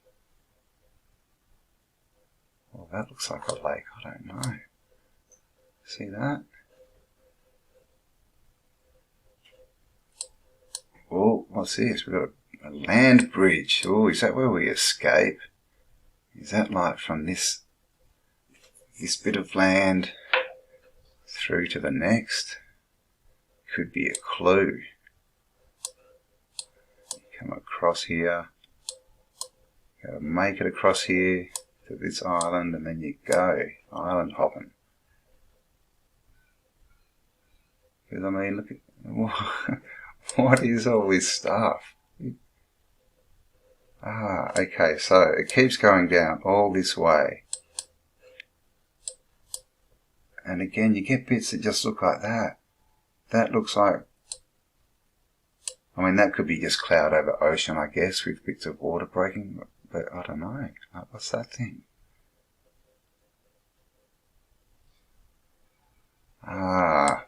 Okay, so down we come. And this thing goes straight through this piece of land. Okay, so they've got their colours wrong here as well. I don't know, is that an island maybe? And then it comes down. No, we can't see so much there. They've got the same, it's getting closer. They're getting it a bit better, but you can see it still goes right through this whole island. Oh, look at that. Right through the middle. And this is Wrangel Island, just out in the middle of nowhere. This is the top of Siberia, I guess. And yeah, this seam just keeps going. Look at that. All the way through. You can see this big wide sort of patch here. Is that some kind of inlay? I don't know. Keeps going out here. I mean, look, it just keeps going. And then it gets wide again. That, you know, that could be ocean. I don't know what this discoloration is, so it doesn't look like deep ocean, does it? Of course, we've got the signage for the Googles just to let us know that, you know, it's all just a facade. This is just a product of Google. But yeah, this thing just keeps going all the way across the ocean and pretty much ends here. You can see it sort of fades off a bit here. Oh God, it's still going. Oh my gosh, so where are we now? Okay, yep, we're out there. This the tip of this big funny sweeping bit of land. Oh yep, there it is again. Oh, look at this, that's a nice join. Very natural. And look, this thing just keeps going. And of course, all this is blanked out, but look what we get under the ocean, everywhere. These things that look like domes or pyramids or something. They are everywhere. And this seam seems to be going everywhere. That, a nice big triangle. Okay, how far does this thing go? Still got it? Look at that. Okay, look at that. Nice mountain under the ocean. What we're told of volcanoes and atolls. So where are we now? Okay, so we're out in the Pacific. And again, there's questions about the Pacific. So where to go? Down here maybe? Oh God, I've lost it. Okay, oh, look at this bit. What's going on here? Someone's left some of the real picture in. Look at that. So this is part of this same, and it just suddenly expands here. And what do we get? I don't know. What is that? Just... that looks like... I don't know. That looks like land to me rather than a cloud just because of the edges. But I mean, I don't know. And... it kind of looks like... oh gosh, no, that looks like land as... what is... it doesn't quite look like cloud, does it? That kind of looks like cloud, but... looks like an island. Oops, and then they covered up their mistake, and then we've still got the seam going. You know, all through this just completely blanked out area. Got a join right over this. Oh my gosh, maybe this goes the whole length. Oh, hang on, is this the end? Oh, look at that. They've started a new one. Look at this. So they couldn't even get their seams lined up. There's a few places where they do that. They sort of swap to a new one and they double them up and...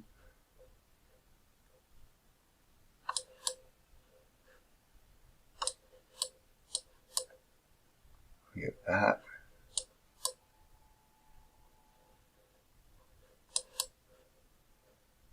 Alright, I'm just going to try and follow this to the end. Okay, is that it? Okay, that's the end of this seam. This one, oh my God, it's still going like that.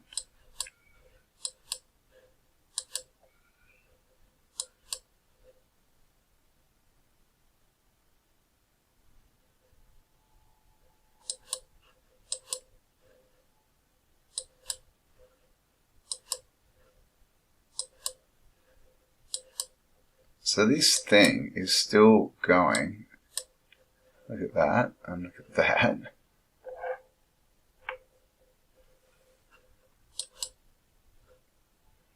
And we're currently out in the middle of the Pacific. And there's quite a bit going on out in the Pacific. And again, the Pacific, you know, no planes seem to fly over the Pacific. So what's going on out over the Pacific? Here we have another big seam. And this thing seems to maybe go the whole circumference of the Earth, which just, you know, begs the question, why is there a seam running around the Google Earths? Because, look, we've come from the North Pole, we're now down past New Zealand. Okay, here it widens up, they've left a bit in, looks like just ocean, they've slotted in there. Wow, it's getting pretty, okay, it looks to have ended. There we go, so that's the end there. Let's just check.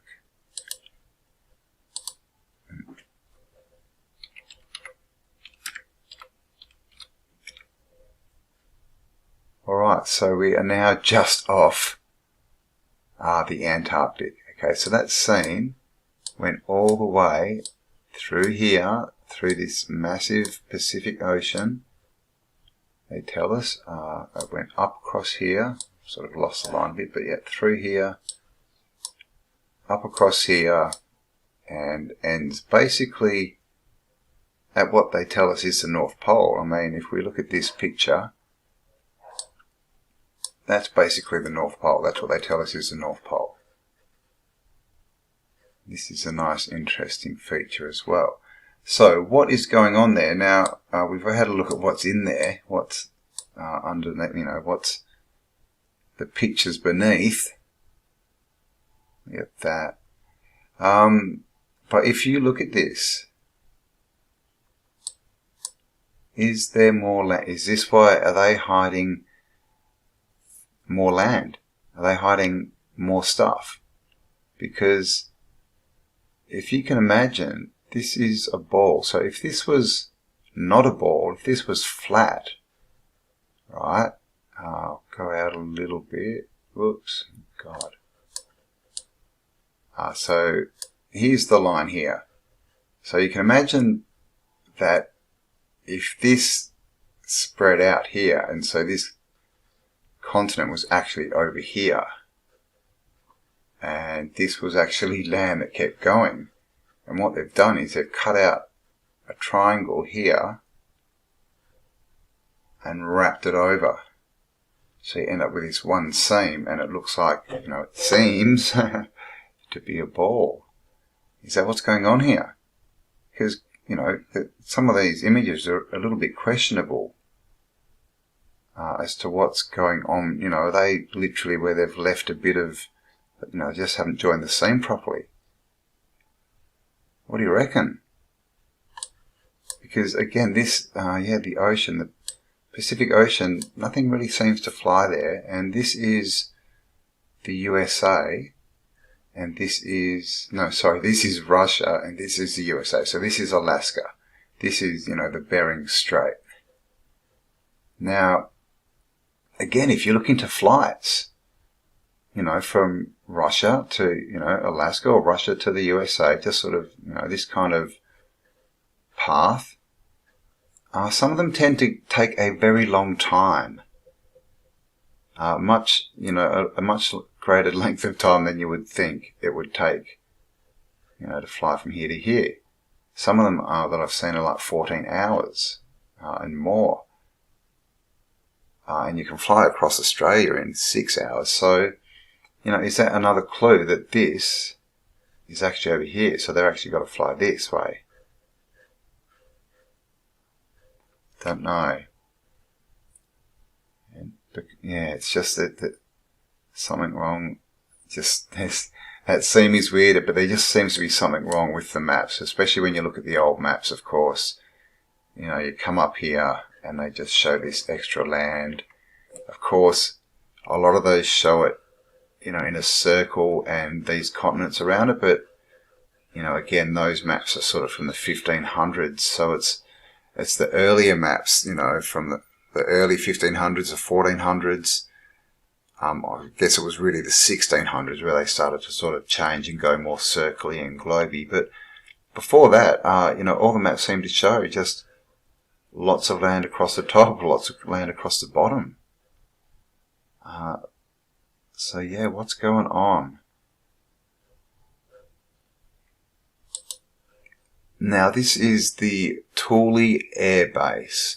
Now the T.he Air Base is here in Greenland, and Greenland is of course not green. Now what's going on there? Did it used to be green? Is it still green? Because when you come in here and have a look, there's really not much definition. You can't see any mountains or anything. Oh, that's me scrolling right in. That's it. Just a complete whitewash. So this is it. They're telling us there's not much there. There is a base here somewhere. Can't really find it.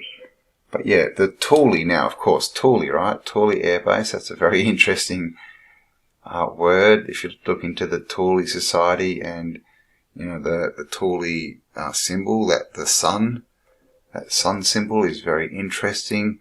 Of course, there's the story of the smoky god, and when you look at the T.he sign, is that you know, is that a representation of a different sun?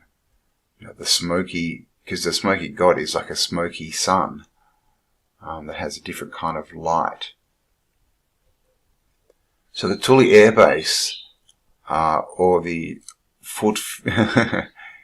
Pituffik Airport, is the United States Air Force's northernmost base, located 1,207 kilometers north of the Arctic Circle. it is 1,524 kilometers from the North Pole on the north coast of the island of Greenland. Thule Air Base is the US Armed Forces' northernmost installation. Thule's Arctic environment includes icebergs in the North Star Bay. North Star, nice.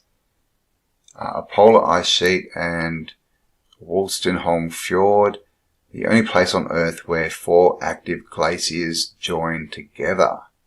And it comes down here. It's basically, it's the home of the 21st Space Wing's global network of sensors, providing missiles warning, space surveillance, and space control to North American Aerospace Defense Command, or NORAD, and the Air Force Space Command. Air Force Space Command. Okay, so, yeah, I did a video a couple of days ago, Is There More Land? And in that there was a theory that there is more land, and that basically the reason that we see it said that, yeah, all the stars and systems we see are more pockets of land that just look like they're curving over us because we look at everything through a curved lens, the curved lens of telescopes and things. So space, what is space? Is that more space outside of this little place at our little snow globe? Because extraterrestrial, right, is extra land, people from more land. So it's very interesting that Thule, which of course is linked to the Nazi Party and NASA. They obviously, all the scientists became NASA, and the 1940s, all that kind of stuff, the Antarctic. And now they're also up at the Arctic with Space Command and the 21st Space Wing's global network. Right? Oh, what was that? Strength. The United States Space Force's ground-based missile warning operations and headquarters at Peterson Air Force Base, Colorado, controlled at Peterson Air Force Base. So they got all this space stuff. In 1818, Sir John Ross's expedition made first contact with nomadic Inguten in the area.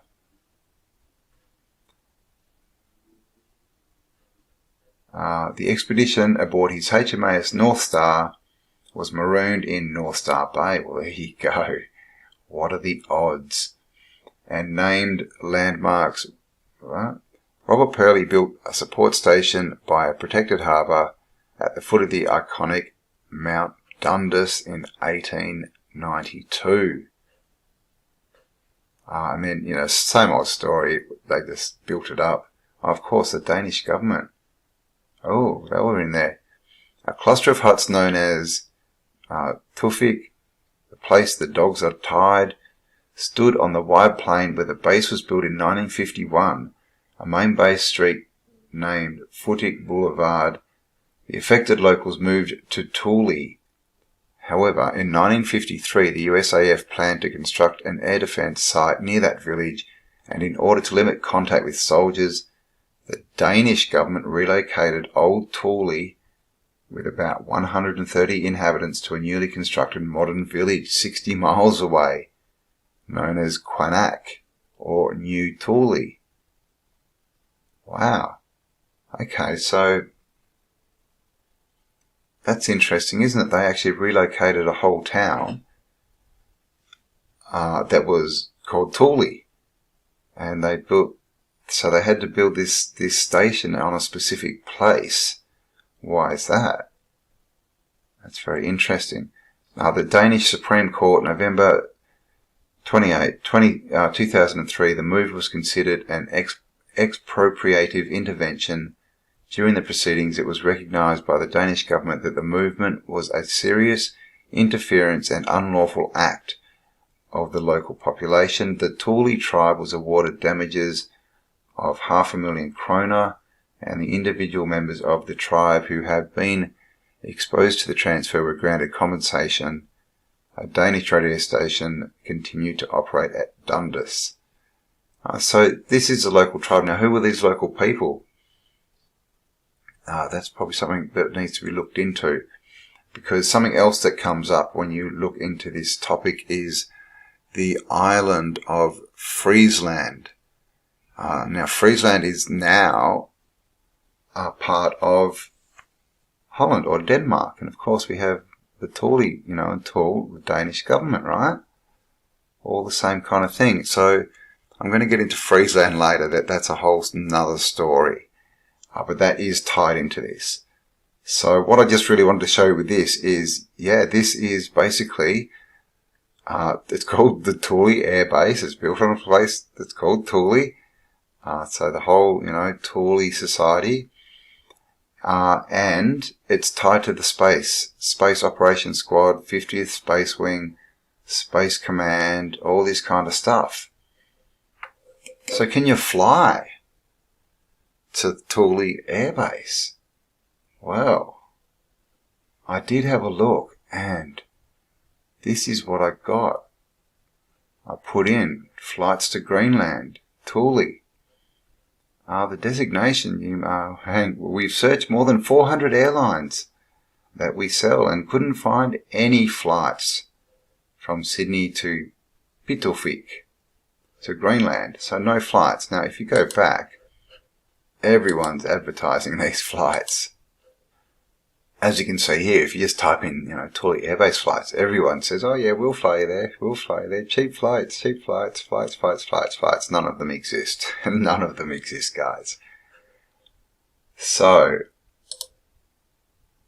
this is SpaceNet, spaceaid.net, military space available travel.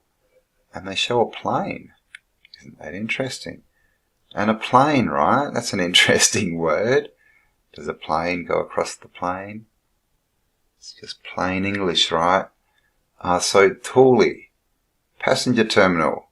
Flights are from BWA, but Space A to Thule is restricted to those passengers that advance clearing from the 821 ABG before boarding any aircraft to Greenland. So there you go. You can't fly to Greenland at all unless you have this clearance. This is where it is. Thule Air Base up here on the edge of Greenland. Right there. So what is this? This 821 ABG? Well, if you click on that, you come here. The DoD Foreign Clearance Guide. Stop. Read before proceeding. An aircraft and personal automated clearance system, APACS, account is required to access the DoD FCG if you are not on the non.mil/gov domain. Users can access the DoD, FCG and APACS websites by logging in with their APACS account credentials. And down here it basically just says this website is accessible, this website is accessible without login for MIL government network users and is for official US government use only. If you are on the MilGov network and see this login prompt, please contact your network administrator to ensure your computer is configured to allow the domain service reverse lookup. If you are a non-MilGov network, click Login for DoD access. Should I click it? Lights might go off. Oh, something's happening. So this is restricted. You can't fly to Greenland unless you have military clearance from the US government. Why is that? Oh, potential risk. What do you reckon? I do have... That's right, I've got my firewalls up. Alright, we got in APACS, Aircraft and Personal Automated Clearance System. Now obviously we're not going to get any further, but it just says website will be down for scheduled maintenance. Oh, there we go. Weekly scheduled outage. APAC's websites will be down for maintenance. So that we're getting 2nd of Wednesday. Okay, 2nd Wednesday reboot, Thursday 19th of November. So that's tomorrow. So basically that's just it. We can't access anything because we are not cleared by these APAC people, by the US military. So that's kind of what I wanted to show you guys is, you know, the top of the world, right? This is what they tell us. They can't show us it properly and we just have this huge seam. Right? Look at that. Just cut straight through the middle. Goes right through the ocean, the Pacific Ocean. And when you look at this, look at that. That's literally, you know, that's half of the globe Earth. You know, has it just been cut and pulled around as they pull the wool over our eyes? So there you go, guys. Leave me some comments. What do you think? Are they covering up more land? What are those images that we see down here in this seam? Do you think that that's, whoops, do you think that that's possibly more land? Ice? Clouds? What is it? Why is there a seam there? Why are they covering this stuff up? You know, what is going on? Why is why is all this blanked out? Why do we have dome-like structures everywhere under the ocean? Leave me a comment. Let me know what you think. Also, don't forget to give me a like, subscribe if you haven't already, and hit the bell, and you'll be notified of all my upcoming uploads. And of course, a big thank you to everyone who supports this channel in whichever way you can. And a big thanks to all my Patreon supporters, PayPal contributors, and everyone who buys merch from my store. And if you do want to contribute and help support this channel, you will find links below in the description. So there we go, guys. More land being hidden by the Google Earths. Let me know what you think. Thanks for spending some time with me. Have a fabulous day, and I'll talk to you all on the next upload. Bye for now.